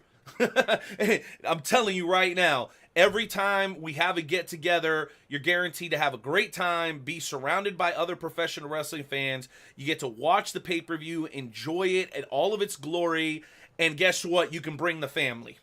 You know why? Because at the Oak Park Mall in Overland Park, Kansas, we're going to open up the doors early this year because we're actually partnering up, and for the same exact admission fee, which is $20, you're going to get an opportunity to be a part of MiniCon, which actually starts at noon, and you can stay all the way through the end of the night to the end of WrestleMania Night 1. That's going to be happening again at Kincaid number 1, located at the Oak Park Mall. In terms of updates for the for Kincaid number 2, that is actually going to be opening up next week, brand new, at the also legendary Hy-Vee Arena, formerly known as Kemper. A lot of big things have happened. Big NWA matches, Ric Flair, Harley Race. Also, the untimely passing of Owen Hart also took place at Kemper Arena, now named the Hy-Vee Arena. So Kincaid is absolutely on fire. They're allowing us, they're allowing the Fantasy Wrestling Worldwide chapter to host an event there. So if you're a pro wrestling fan and you want to have an outstanding time playing vintage arcades, be around other incredible pro wrestling fans, watch the pay-per-view, and get access to MiniCon basically for free, make sure that you be on the lookout through all our social media platforms and WrestleTalkPodcast.com for more information on that forthcoming event. It is going to be absolutely lit. And I know what your day job is, Luke, so I know you're around young people all the time, so you know what lit means, right? Are you aware of what this means? 2 thumbs up. I can get you on that. And you know something else, Renee? Not only are we talking about the watch party, but also Universe Mania is on the horizon too. Oh, but of course, we are going to be getting into depth on that Thursday evening. Also at WrestleTalkPodcast.com, where we're going to have a podcast exclusive to the world's premier fantasy wrestling promotion, Universe Mania 8, going down, hosted by the Wrestle Talk Podcast at Kincaid Sports. At Kincaid Arcade. Make sure you guys are there Tune in or miss out. Be there or be square. Boom. It's that simple. All right? Now, we got business to get into here tonight. We've got all the pleasantries out of the way. We've gotten all the fun, lighthearted conversation out of the way. Things are about to get serious. Luke Roberts, before we bring in our guests, please do me a favor and lay the groundwork for a little video we're going to be watching here in just a matter of moments. All right. Well, like I said, we have been working very hard. We listen to the listeners of the Wrestle Talk podcast. We listen to the comments. We view the comments that you put out there on the Wrestle Talk podcast social media. In 2021, both of these men, the infamous Tyler Copeland and Mr. Extraordinary Benjamin Trust, were on the highest of highs. Both men winning championship gold at the end of 2021 into 2022. This Saturday night at Epic Anarchy in Alton, Illinois, at the Franklin Lodge, these two men, the PWE Interstate Champion and the WPW United States Champion, will compete in a matchup, no disqualification, title for title. Two different promotions, two different champions, two different outstanding athletes will come together in the squared circle. And much like that great movie, at the end of the match, there can be only one. And I'm going to tell you right now, this next clip that we're going to see is going to be one of those that's going to get you excited. It's going to get you interested. It's going to get you motivated to be a part of this great matchup. So if we can get our tech team to get this ready, rock and roll. We got it ready. I'm just going to say we're making history here tonight on the Wrestle Talk podcast, episode 384. This is the first time that we've ever introed somebody with like a video clip like this. And I saw it, bro. And whoever the production people are behind this, I tip my cap to you. You guys killed that shit. I'm going to be honest with you. What they did in the build-up for this match, I think, is second to none. Shout out to PWE. Shout out to these two incredible gentlemen that are going to be participating in this match. And shout out to Pro Wrestling, baby. This is what we signed up for, man. This is the kind of stuff you get fired up about. So without any further ado, as we bring this gentleman on, let's go ahead and watch a short clip here from our friends at PWE.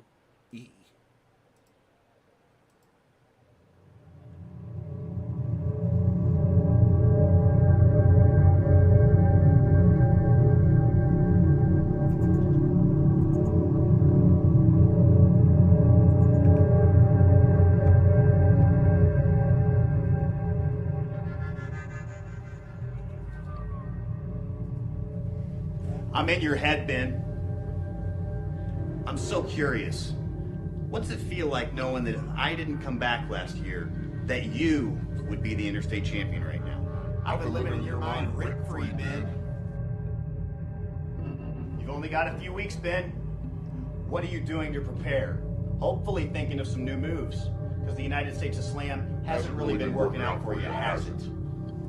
You have failed and failed and failed. Eye on the prize, Ben. You got this. Ooh, great form. Great form, Ben. A couple more push-ups. Oh, Ben, you're getting a good workout in there, I can see, man. You need some water? No, you're good? Okay, that's fine. I'll have some. Ooh.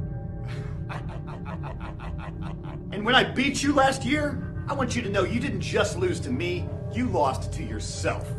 I'm stronger than you, I'm faster than you, and hell, I took 3 years off and still came back and beat your ass. Let's just be honest with each other here. On March 5th, this belt stays with me. You don't have what it takes. Yeah, keep talking. On March 5th, I'm gonna slam your ass, and I'm gonna take this interstate title from you.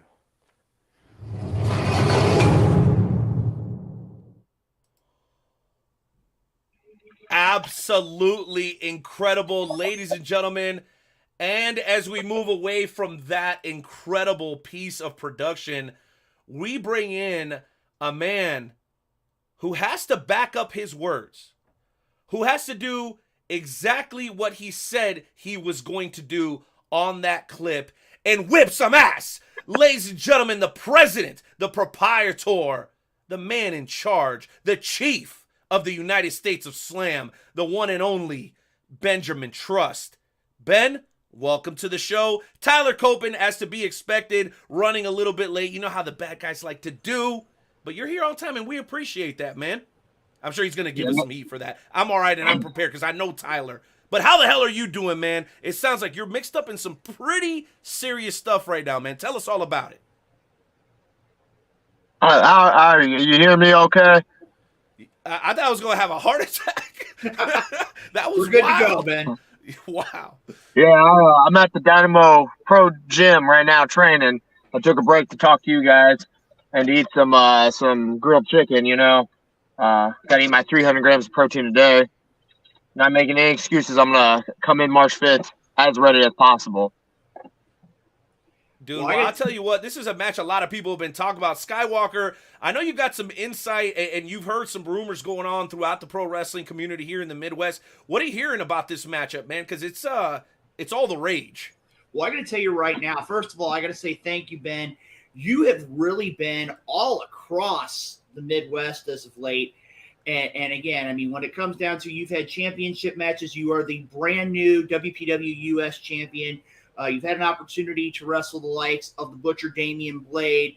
I believe that you have an event this coming Friday night as a part of Dynamo Pro Wrestling, and then you have the big matchup with the infamous Tyler Copeland on Saturday. I got to ask you, I mean, I was there when you won the Riot on the River tournament. How have the last 6 months of your career, how have you grown over the course of the last few months? Not just in Dynamo Pro, not just in WPW, but how have you grown as a competitor over the last few months?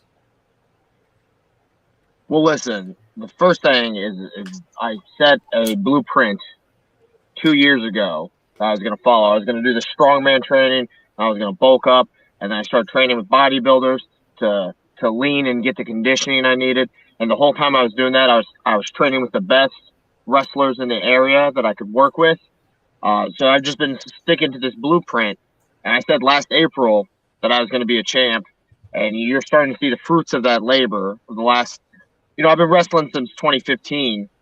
And I just knew that I needed to push through the ceiling and grab the brass ring. So like I said, I made a plan. I laid out this blueprint and I put in all this work. And you guys are just seeing the fruits of this labor. I was on this podcast last year and I talked about, how it was going to work, and I was going to wrestle all the best, and that was my plan, and it's happening now. Yeah, I wrestled Jeff Gaines. Ben, I hate to interrupt, but I'm being told now by Tyler Copeland's representation. Okay, I'm being told by his representation that we have to bring him on now, or he's going to be done with us already. So, without any further ado, ladies and gentlemen, let me welcome also a former member, or I should say current member of the Wrestle Talk podcast family, a man that is both famous and infamous, the one and only Tyler Copeland.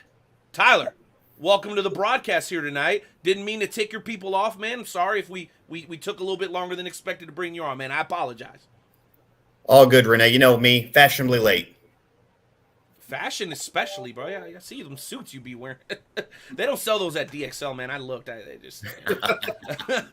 But thank you for coming on, man. I know you've been kind of patiently listening to Benjamin Trust, one of the better, if not the best, young up-and-comer in the area. But now we got a title for title thing, which seems to be somewhat of a fad in wrestling right now. But I know that this has gone beyond a title match for you guys. It feels personal, and especially based on the clip that we just saw, man. What is it that's created this this violent friction between you two gentlemen? I'm curious.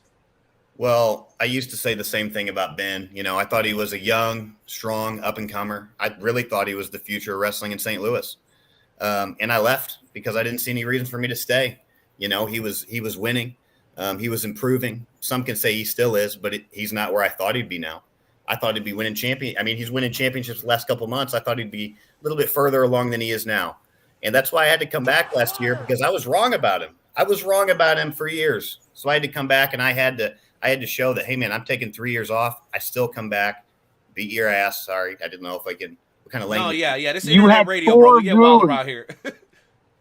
4 people in the ring with you, plus Jeff Gance. I was wrestling 5 men. That's the only time.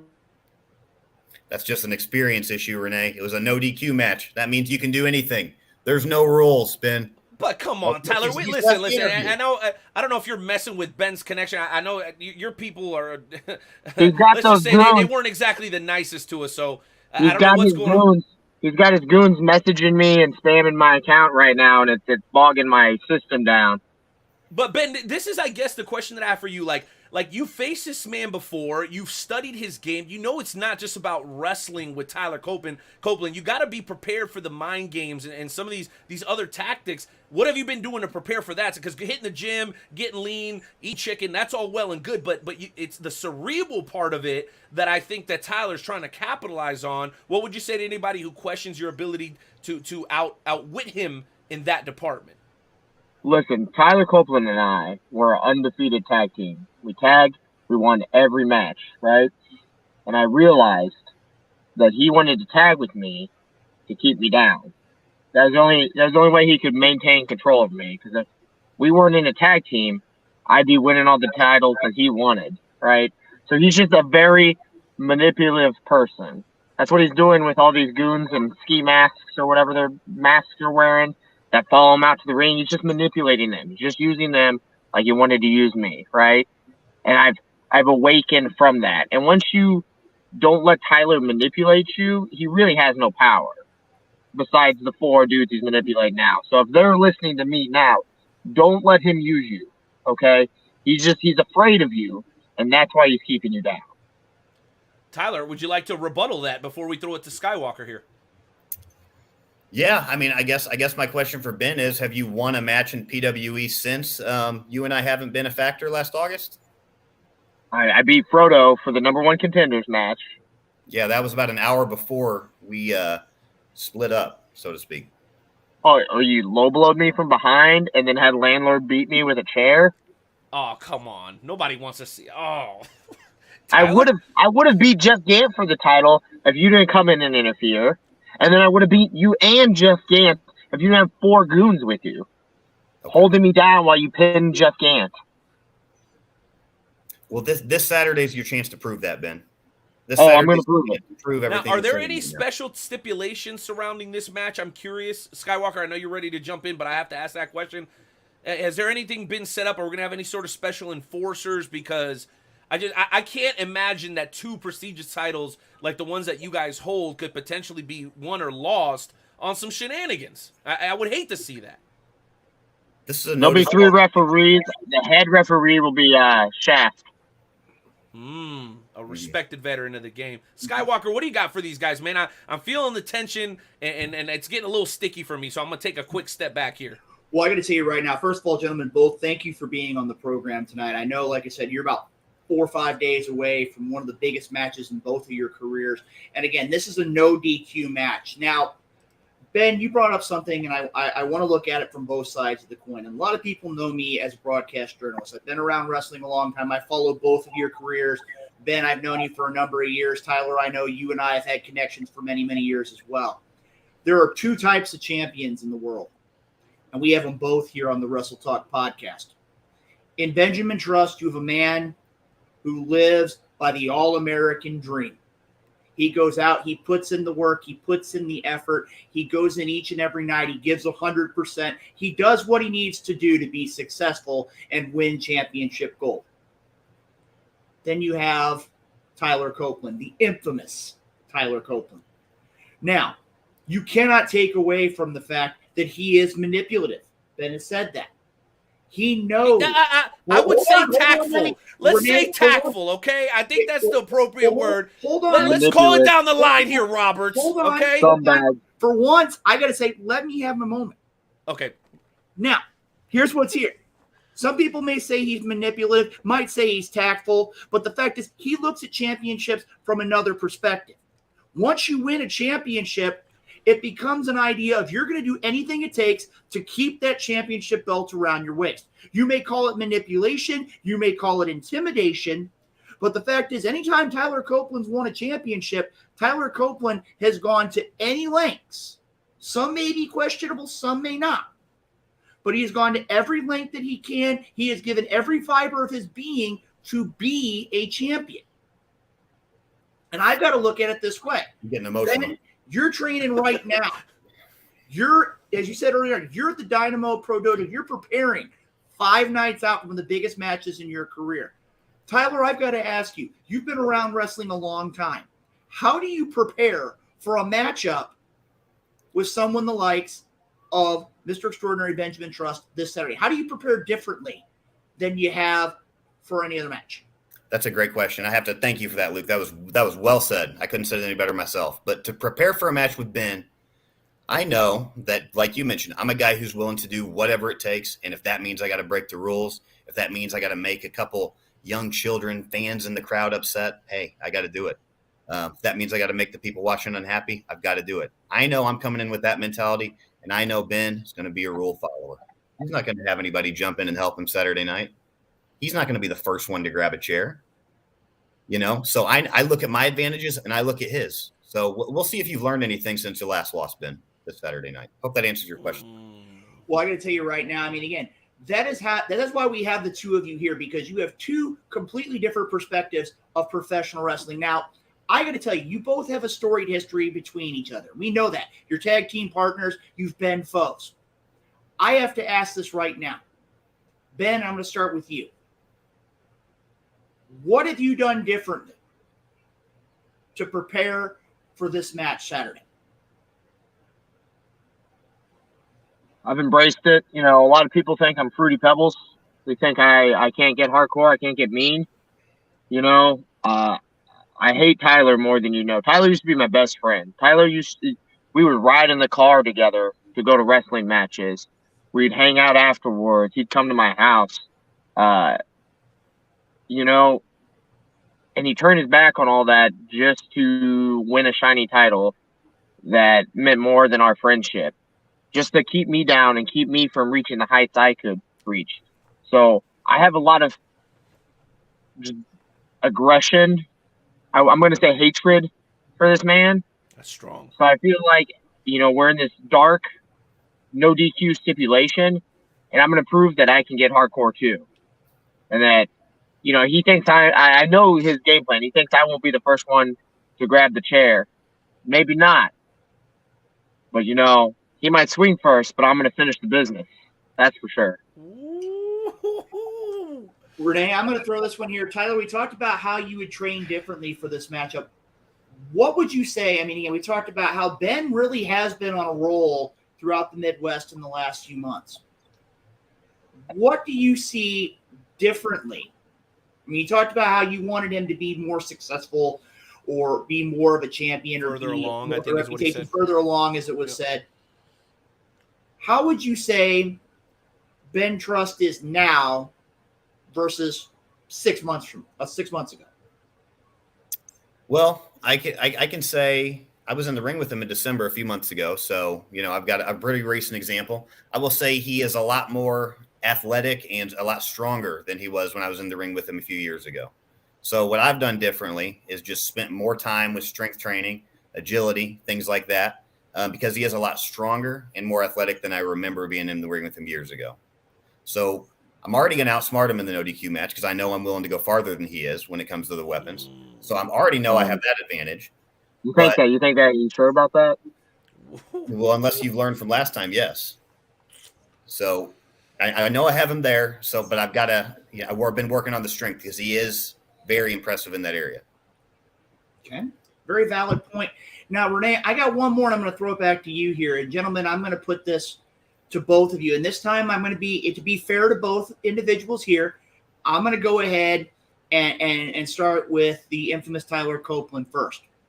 Tyler, you've grown up in the professional wrestling industry following the career of Ben Trust. You have your game plan for Saturday night. If you were any other wrestler besides the infamous Tyler Copeland, what is the one thing you would tell somebody to watch out for when it comes to being in the ring with Ben Trust? Probably just intimidation from the crowd. I mean, and what I mean by the crowd loves him. You'll hear him come out. They're throwing streamers into the ring. Grandmas do love Mr. Trust. They do. The entire crowd goes crazy for him. And a lot of people that can put doubt in their mind. That can make them feel a little bit uneasy when they're across the ring from him. But for me, I hate each and every single one of these people. They make me sick. The people in the crowd. You know, okay. Come on now, take it easy, Tyler. These are the paying customer we're talking about here. Take it easy. Okay, dislike. I dislike. It makes me sick to look at your face on this camera right now, Tyler. Wow. I just want to reach through it and strangle you. Look, I dislike the city of. I'm sorry. Continue. Who's Chris Rodell says the Cougars love Ben Trust? Oh my God! Who posted that up there? Come on, guys, let's keep it professional here. Good Lord, Road Dog, you gotta relax over there, my guy. Yep, you gotta calm down. Yeah, so I mean that would be my advice: is don't let the crowd get into your mind. Don't let the support, distract you from, giving it everything you have. Okay, people love him. Okay, Ben, I'm gonna throw the same question to you. As a wrestler preparing to wrestle Tyler Copeland, what's the one thing you would advise them to be prepared for? I mean, Tyler's fundamentals are sound. He's a 500 wrestler, meaning he'd win more than he lost. But he's in the position he's in because he will play mind games. He will cheat. He will message you. He's been emailing me every day, Facebook, Instagram, trying to plant doubt in my mind. He will manipulate other wrestlers to help him. You just gotta avoid all the mind games, block him out. I've blocked him on Instagram. He keeps making fake accounts called Infamous Tyler Copeland Fan 27. Man. Come on, Kevin Durant. You can't play these mind games. You can't engage with it. You just have to go in there, handle your business. That's what I'm gonna do. I'm gonna go in there. I'm gonna drop him on his head. I'm gonna get the 3 count. I'm gonna go home. Benny 2 belts. Benny 2 belts. Let's freaking go. Hey, you know what?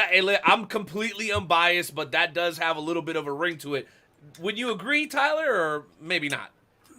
It does have a ring to it. I'll give him that. All right.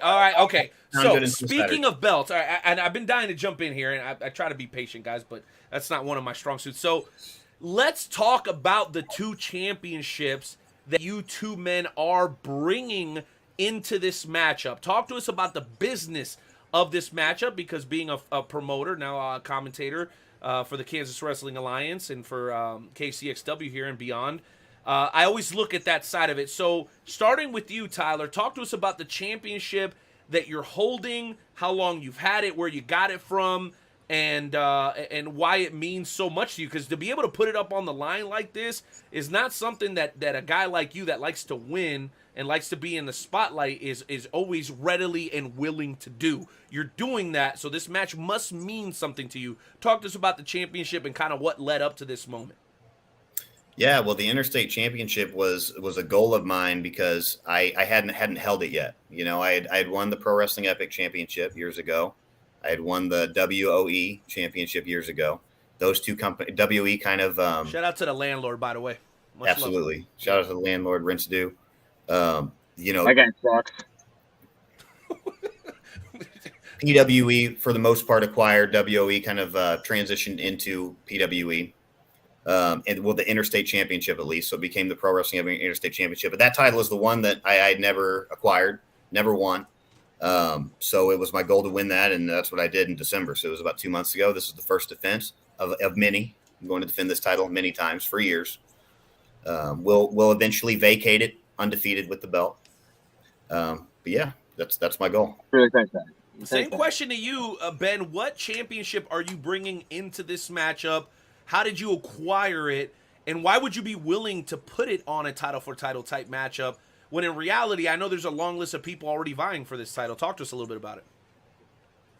So I won the World Powerhouse Wrestling U.S. title because, the United States of Slam should be the United States of Champion.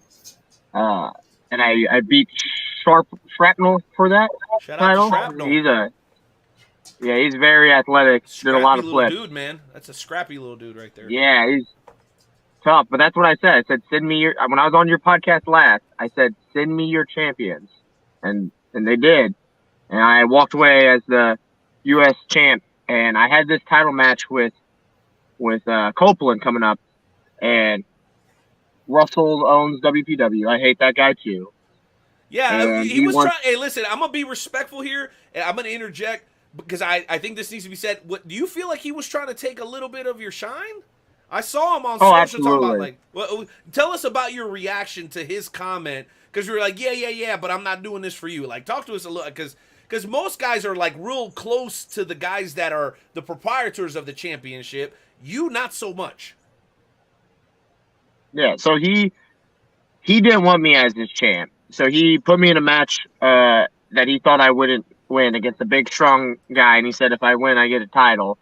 And I won that match, and he was shocked. So now he's kind of had to hop on the bandwagon and backpedal a little bit and say this is all part of his master plan. Mm-hmm. But it's all happening despite him. So you don't think he ever wanted you to hold his championship? Sorry, what? You don't think he ever wanted you to hold his championship? Is that what you're saying here? Listen, I would slam Russell onto Tyler if I. Let's check his license. I'm almost. Here we go again, Tyler. You know what? I love what you're bringing to the table today here, but all this kicking, having your tech people kick Ben Trust off the stream. Come on, man. You got okay. I think we got him back here. I got to tell you right now, I don't know if it's necessarily him. Remember, Richard Douglas was supposed to be here. Man, don't you blame that bum. I don't want to hear he's hanging out with Joe Biden somewhere. That's the kind of dummy he is. I don't want to hear nothing about Dick Douglas right now, okay? Don't even bring that dude up in front of me. I don't want to hear any of that. We've got the technology feed here taken care of. Ben, go ahead and continue. Renee, you may want to restate the question here, because I know technology's been having some issues here. Ben, definitely training very hard for this coming Saturday night's matchup. So I'm going to throw it back to you. Well, I just more or less, I wanted just more information on the championship itself, what it's meant to you. Sounds like you have it despite, the gentleman who's actually in charge of managing the championship. So what is the name of the championship that you're going to be putting on the line against Tyler? Sorry. So the company's name is World Powerhouse Wrestling, and and they had a U.S. belt. So I took a lot of pride winning that belt because I consider myself an all-American powerhouse. United States of So I needed that belt as part of my collection. So that's why that belt's important to me. But I've been after that interstate belt for a long, just as long as Tyler. I talked about wanting to win it when we were tag champs. It's like, hey, we're gonna win the tag champs. We weren't tag champs, but we had a contenders match before WOE fell through. We were gonna win the tag belts. And, I wanted to win that interstate belt, and Tyler was going to win the heavyweight title, and we were going to hold all the gold. That was the plan, So and I mentioned, hey, maybe I want to hold the other belt. We have to know, okay? So, Tyler, maybe this is a better question for you. I'm not sure. So you guys keep talking about we were partners. We used to ride together. Now, Ben said that you became selfish and that you didn't want to see him succeed. Let's hear it straight from the horse's mouth, from the stallion's mouth. Let me be respectful here. Let's hear it straight from the stallion. What was it that created this initial rift between two guys that were basically two peas in a pod? What happened? So I came back last August for my first match in 3 years. And this was for Pro Wrestling Epic. And, earlier in the night, I had won against Johnny Banks. And I stood side by side Ben when he also won his match against Frodo the Ghost that night. After the match, I came in, congratulated, said some very nice things about Ben, put him over on the microphone. And then I told him, I asked him, you've been on a roll. Let's bring the tag team back between the two of us. Why don't we go for the tag belts? Right. And look at him. He's jumping off the call. He knows I'm right in the scenario. Yep. So, and what happened is he had then said that, he had told me, that he wasn't sure. He wanted to do a singles run. He wanted to go after some singles championships. He didn't want to reform the tag team. And I took that as an insult, to be honest with you, because if I'm offering him myself as a tag team partner, we're guaranteed to win tag team championships. Yes, I'd be carrying the load on that tag team, Ben. And you said no to that offer. So as soon as he turned his back on me, Renee. So you're saying he got selfish. He got greedy. That's what you're saying. No, I put in years of hard work. I put in years of hard work while he took 3 years off, and then he just wants to hop in and look. If we tagged right now, he would only tag in when it was convenient, and he would try to get all the glory. He'd want to be the tag champ and the heavyweight champ and the interstate champ. He wouldn't want any of that from me. Those right? Are some lofty accusations, Ben. If it was the other way, I know Tyler. If it was the other way around, if I took 3 years off and Tyler was out there hustling and I came back, hey, let's be tag partners again, he would tell me no. Absolutely. Jeez Louise. And I have a moral code that Tyler doesn't have. Tyler will cheat. He wanted the landlord to be part of the group. I wasn't for it, all right? He was talking about putting tacks in people's mouths and super kicking them. I'm not for that, all right? I want to win titles without cheating to prove that all my hard work paid off. But Ben, what if that's what it takes against a guy like Tyler? I think that's what he's in essence saying, that you're great, you're talented, you look the part, you sound the part, but when it comes down to the nitty gritty, that fine line, he just doesn't think that you have it in him. Are you ready to prove him wrong? Oh, absolutely. The things that I want to do to Tyler are dark, and you're going to see it Saturday. Ooh. Just because I wear bright colors and red, white, and blue doesn't mean I won't hurt Tyler. And if Tyler? and I'll be honest, if that's true, then I'm in trouble Saturday night because, again, like I said, young guy, strong guy, athletic guy, but I just don't believe it's true. I don't believe he's ready to go to that dark place like I am. And I've got the experience on him. And, because I don't believe he's willing to go to that dark place, I will pick up the W Saturday night. Ooh, and it's a no DQ match. Let's go, baby. Ooh, it's going to be good. Well, we're going to find out, Tyler. We're going to find out. I know we got to get, and you guys know that what you guys are doing is hitting the mark when a legend like Herb Simmons of SICW pops in and has some good things to say about what you guys are doing. Shout out to the legendary Herb Simmons popping in here on the Wrestle Talk podcast for episode 384, man. We absolutely love that. Now, we want to tap into the competitive nature of both of you gentlemen. I'll hand it over to my partner in crime here, Luke Roberts, to see if you guys might be interested in having a pre-match match here tonight on the Wrestle Talk podcast as we potentially get into a little bit of a trivia challenge. Skywalker, tell us all about it. Well, as everybody knows, as part of the Wrestle Talk podcast, every week we have what's called the Game Show Challenge. Now, Tyler, I know you've participated in the Game Show Challenge in the past. Ben, you've participated in the Game Show Challenge in the past. I know that this coming Saturday night, you guys are going to have a no DQ match scheduled for one fall. But tonight, we're going to have a trivia contest. If you both gentlemen would be willing to participate, it's going to be the best 2 out of 3 falls. So at this point, Tyler, I know for a fact that you've been around the world of professional wrestling for many years.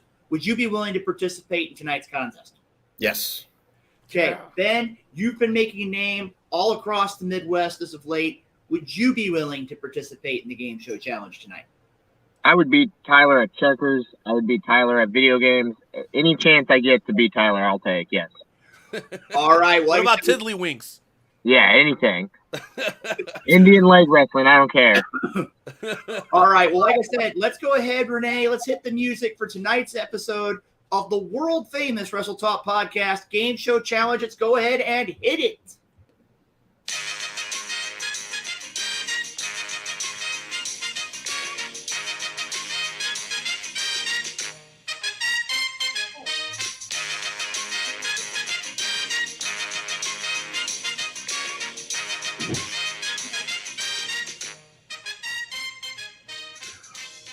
All right, ladies and gentlemen, welcome once again to the world-famous Wrestle Talk Podcast Game Show Challenge. Tonight's contest is the best 2 out of 3 falls between the PWE Interstate Champion, the infamous Tyler Copeland, and the WPW United States Heavyweight Champion, Mr. Extraordinary Benjamin Trust. Once again, tonight's matchup is scheduled for the best 2 out of 3 falls. Here's what's going on. Tonight's Game Show Challenge category, in honor of both of our guests, is much like our title tonight, title for title. I'm going to give you information about 3 matches where multiple championships were on the line. I will have you answer who won that matchup. Tyler, do you understand the category tonight? Yes. Ben? All right, well, here we go. Question number 1. And Renee, we're probably going to have to watch these because these are landmark. Right, I will serve as the outside official. If it's a close call, I will call who I believe said the correct answer first. Again, guys, remember, as soon as you think you know the answer, you don't have to wait for the end of the question. Just shout it out. Best 2 out of 3 falls. Boom. All right, here we go, gentlemen. Question number 1. In Toronto, Canada, this individual defeated Hulk Hogan in a champion versus champion match at WrestleMania 6. Name him. Randy Savage? Incorrect. Ultimate Warrior? That is correct. Tyler Copeland is ahead 1-0. The Ultimate Warrior defeating Hulk Hogan at WrestleMania 6. World Championship versus the Intercontinental Championship. The score is... That was my fault. I was picturing Warrior in my head, and I said Randy Savage. You were thinking WrestleMania 5, Ben. Not Yeah. Unlimited guesses, guys. If you got 1 and 2, just shout them out. No hesitation. All right. Question number 2.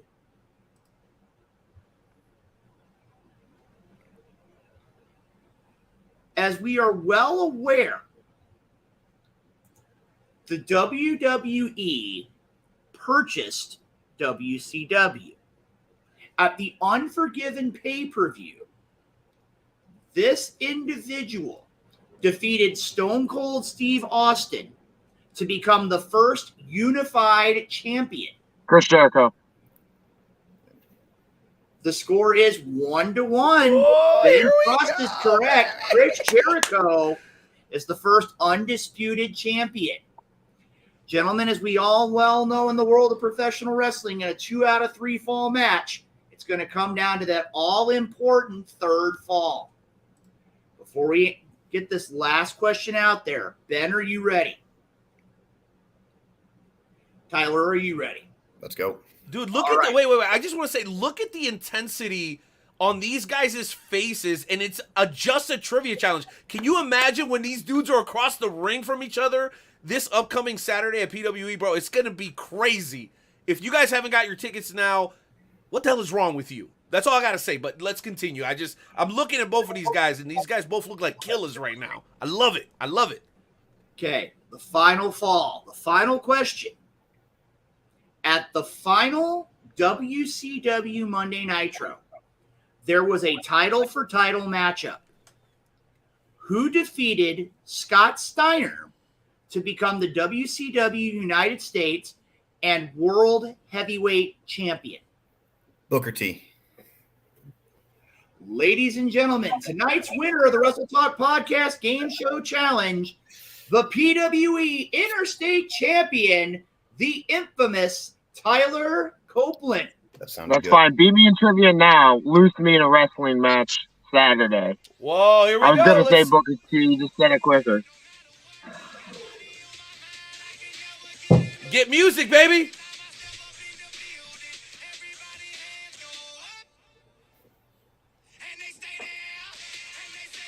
Okay, Celebrate. I'm the only You one won't be dancing, that's celebrating fine. Saturday.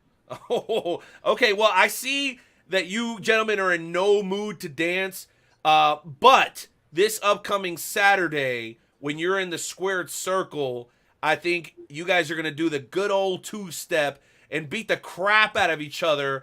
And according to the fans here, they want to see some blood. I think that's what it's going to take in this matchup to walk away the unified champion with both belts. I think both men are capable. And though we've seen this matchup before, I think based on some of the personal stuff we've heard here tonight, gentlemen, I think this is going to go to a completely other level.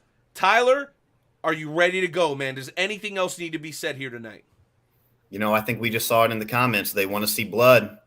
Can you bring that, Ben? Can you bust me open? Can you take it to that dark place? Are you going to be the first one to use a weapon on me? Are you going to be the first one to grab something from under the ring? I don't think so. I think you're going to hold back. We'll see.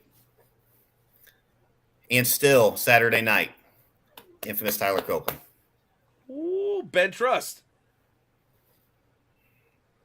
I'm sorry. I'm done talking. I'm just ready to kick his ass. I'm going to leave. I'm leaving Benny 2 belts. That's all I got to say.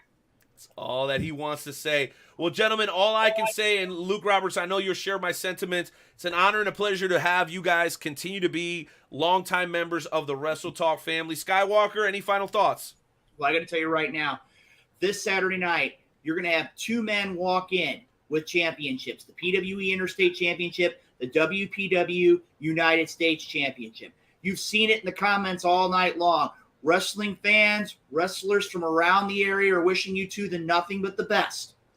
But this Saturday, much like the movie says, there will be only one.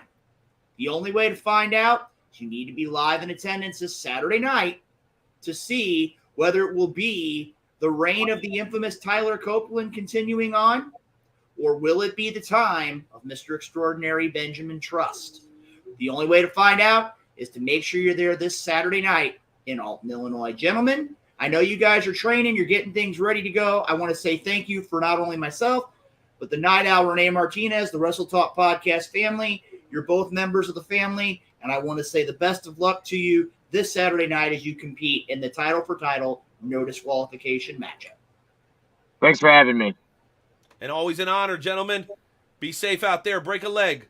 We'll talk to you I'll see soon. you Saturday, Tyler. I'll see you Saturday. And there you have it, ladies and gentlemen. Another tremendous interview on the Wrestle Talk podcast as we steam forward to episode 400 of the WTP. Skywalker, I feel like tonight has been an absolute tremendous success. The comment section has absolutely been on fire. Production seems to have been on point tonight. The guests, what can I even say, man? We are spoiled. When I share the broadcast and when I share the posters on my personal page, I say best guest in the game, period.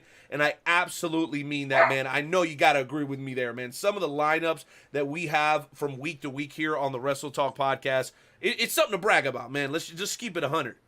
I got to tell you right now, Renee, the opportunity, episode 384 of the Wrestle Talk podcast. I mean, we got a lot of great things going. We're getting ready for episode 400. Think about it this way, guys. We are only now 16 episodes from episode 400. How many broadcasts can be 400 episodes in? That shows not only the dedication of the Wrestle Talk podcast crew, but it also shows all the respect and the loyalty of the Wrestle Talk podcast listeners, viewers, and sponsors alike. And I'm going to tell you right now, there's a lot of great professional wrestling to talk about. And I got to tell you right now, before we head out, and I was looking here just a few minutes ago, as we see things here, we had an opportunity to see our good friend Tim Miller connected in here. And I wanted to bring up a reminder here real quick. If you enjoy professional wrestling on the independent level here in the St. Louis area, there are a lot of great things. And actually, one of the things that's coming out here on the market is what are called Slam Buddies. I know that we're going to have Tim Miller on in the upcoming weeks. Tim Miller's going to talk about those. There are a lot of professional wrestlers that are here in the Midwest that are a part of series number 1. Well, hold on. Well, speaking of which, I heard the guys bring up Frodo earlier. I got to make sure that I give a shout out to Black Wrestlers Matter, John West, Mike Outlaw. And also, since Frodo came up, I wanted to give a shout out to Team Ambition, doing huge things for Midwest wrestling. We love you guys. We thank you guys. Can't wait to have you guys on here in the near future. I want to make sure I threw that out there. But and you know something too, Renee, as you bring that up, next week, and I can share this right now because this is kind of one of those extra special exclusives. As it stands right now, I know a lot of people enjoyed our conversation with Tyler Copeland and Benjamin Trust tonight. Next week, right here on the program, we're going to have Frodo and Ace Hawkins, the two finalists for the MMWA Light Heavyweight Championship, one of the most recognized light heavyweight championships, junior heavyweight championships, I should say, in the St. Louis area. They're going to be competing next week for the championship. And we're going to have them here on the program next week. So I got to tell you, absolutely make incredible. sure to be here. And Rodell, kind of piggybacking off what you were saying, that is going to be a tremendous matchup. And our returning next week, audio and video engineer John Haas telling us that Joe Lance, original host of the Wrestle Talk podcast, alongside our since deceased brother, former veteran, and longtime host of the Wrestle Talk podcast, Rick Rose, Nightmare Jones has his own slam buddy. If you guys are interested in a ref Nightmare Jones slam buddy, make sure you guys get a hold of us, and we will absolutely get you hooked up. And like I said, I know that there's a series here in the St. Louis area. Tim Miller has a lot of more information about that we're going to talk about with him in the next couple of weeks. He has the first series of 6 available here in the St. Louis area. I believe Jeremy Lightfoot, Leon Mephisto, Philly Blunt, a couple other people that are going to be in that first series. Make it a point. We're going to have them on the next couple of weeks to give you more information about that. I got to tell you, Renee, this week for me, I mean, we had a great Dynamo Pro event last week. We're going to have a great Dynamo Pro event this Friday in Arnold, Missouri. Make it a point to get your tickets. Check it out on Dynamo Pro's social media for ticket information. Great night of professional wrestling. We've got the event Saturday. And I'll tell you right now, not only do we take care of our own following the Wrestle Talk podcast family, but also make it a point, as we said, we got a lot of great sponsors. Interstate 70 Sports Media. Shout out to the maestro. Give Tomorrow night, baby. More great guests. Make sure to get that taken care of. There's a lot of great friends of the Wrestle Talk podcast family that are doing big things with Interstate 70 as well. Wrestle Talk podcast and Interstate 70 Sports Media, one of the great sponsors of the Wrestle Talk podcast. I got to tell you right now, a lot of great things are happening. And you know the biggest thing that's happening? What's that? Talk podcast each and That's every right, Tuesday baby. night. Covering all of the best professional wrestling on the planet, from national to international and beyond. And if we're bragging about what's going on locally, I just have to give a huge debt of gratitude to XWE, the show that we just had, Heartbreak Brawl. I got to call every single match from start to finish, along my commentary partner, Rusty Rex, from the Rusty Rex Report. He does a great job covering all things Kansas wrestling. XWE KWA did an absolutely incredible job of honoring the late, great Howard Alden, a.k.a. Bubba Sutton, who recently passed away in the Kansas City area. He's actually from Salina. In a car accident, him and his teenage son. I'd been in a lot of different locker rooms, hosted a couple of different locker rooms myself, and I don't think there's ever been a more emotional locker room and united locker room than what I saw this past Saturday night.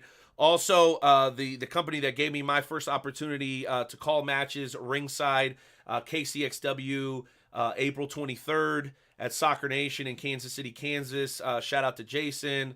Shout out to David Catton. Shout out to all the trainers at the Extreme Wrestling Center. The Night Owl will be back behind the microphone.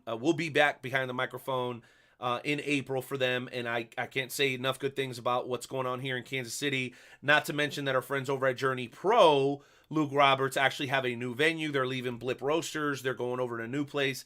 More information on that by following Journey Pro Wrestling on all social media platforms. And then last but not least, man, the Wrestle Talk podcast, FWWC Kincaid Watch Party. That's going to be something special, man.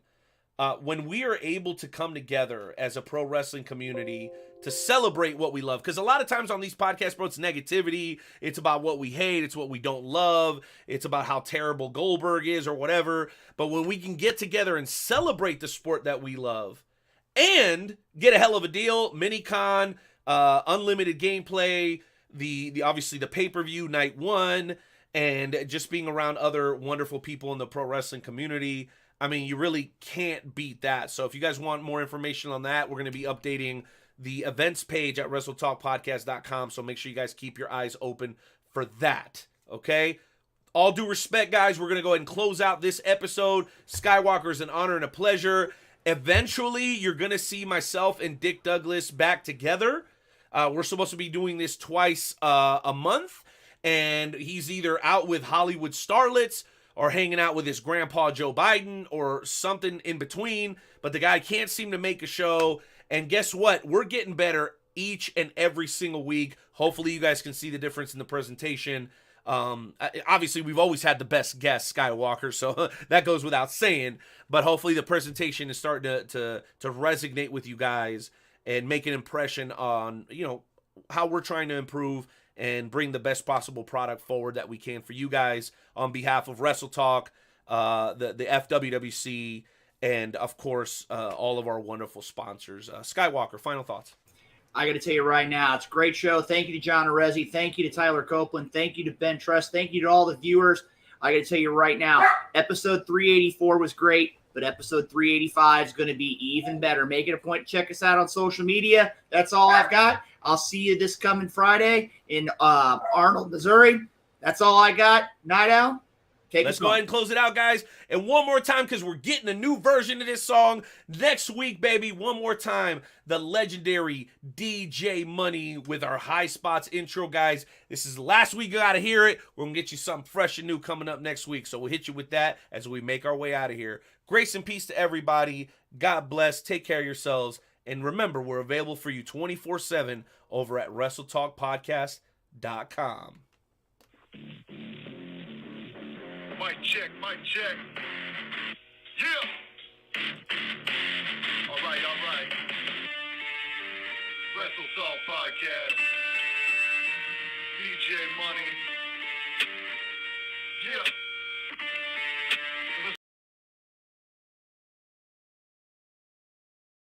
Shop coming through the screens of a laptop and non-stop like I wanna speak to the blacktop. We hit hard like chair shots and backdrops like a clock flash, look like a barely fly. Now that's hard. We up to speed while they stay slow. Wrestle Talk Podcast. Now they know we about to start the show.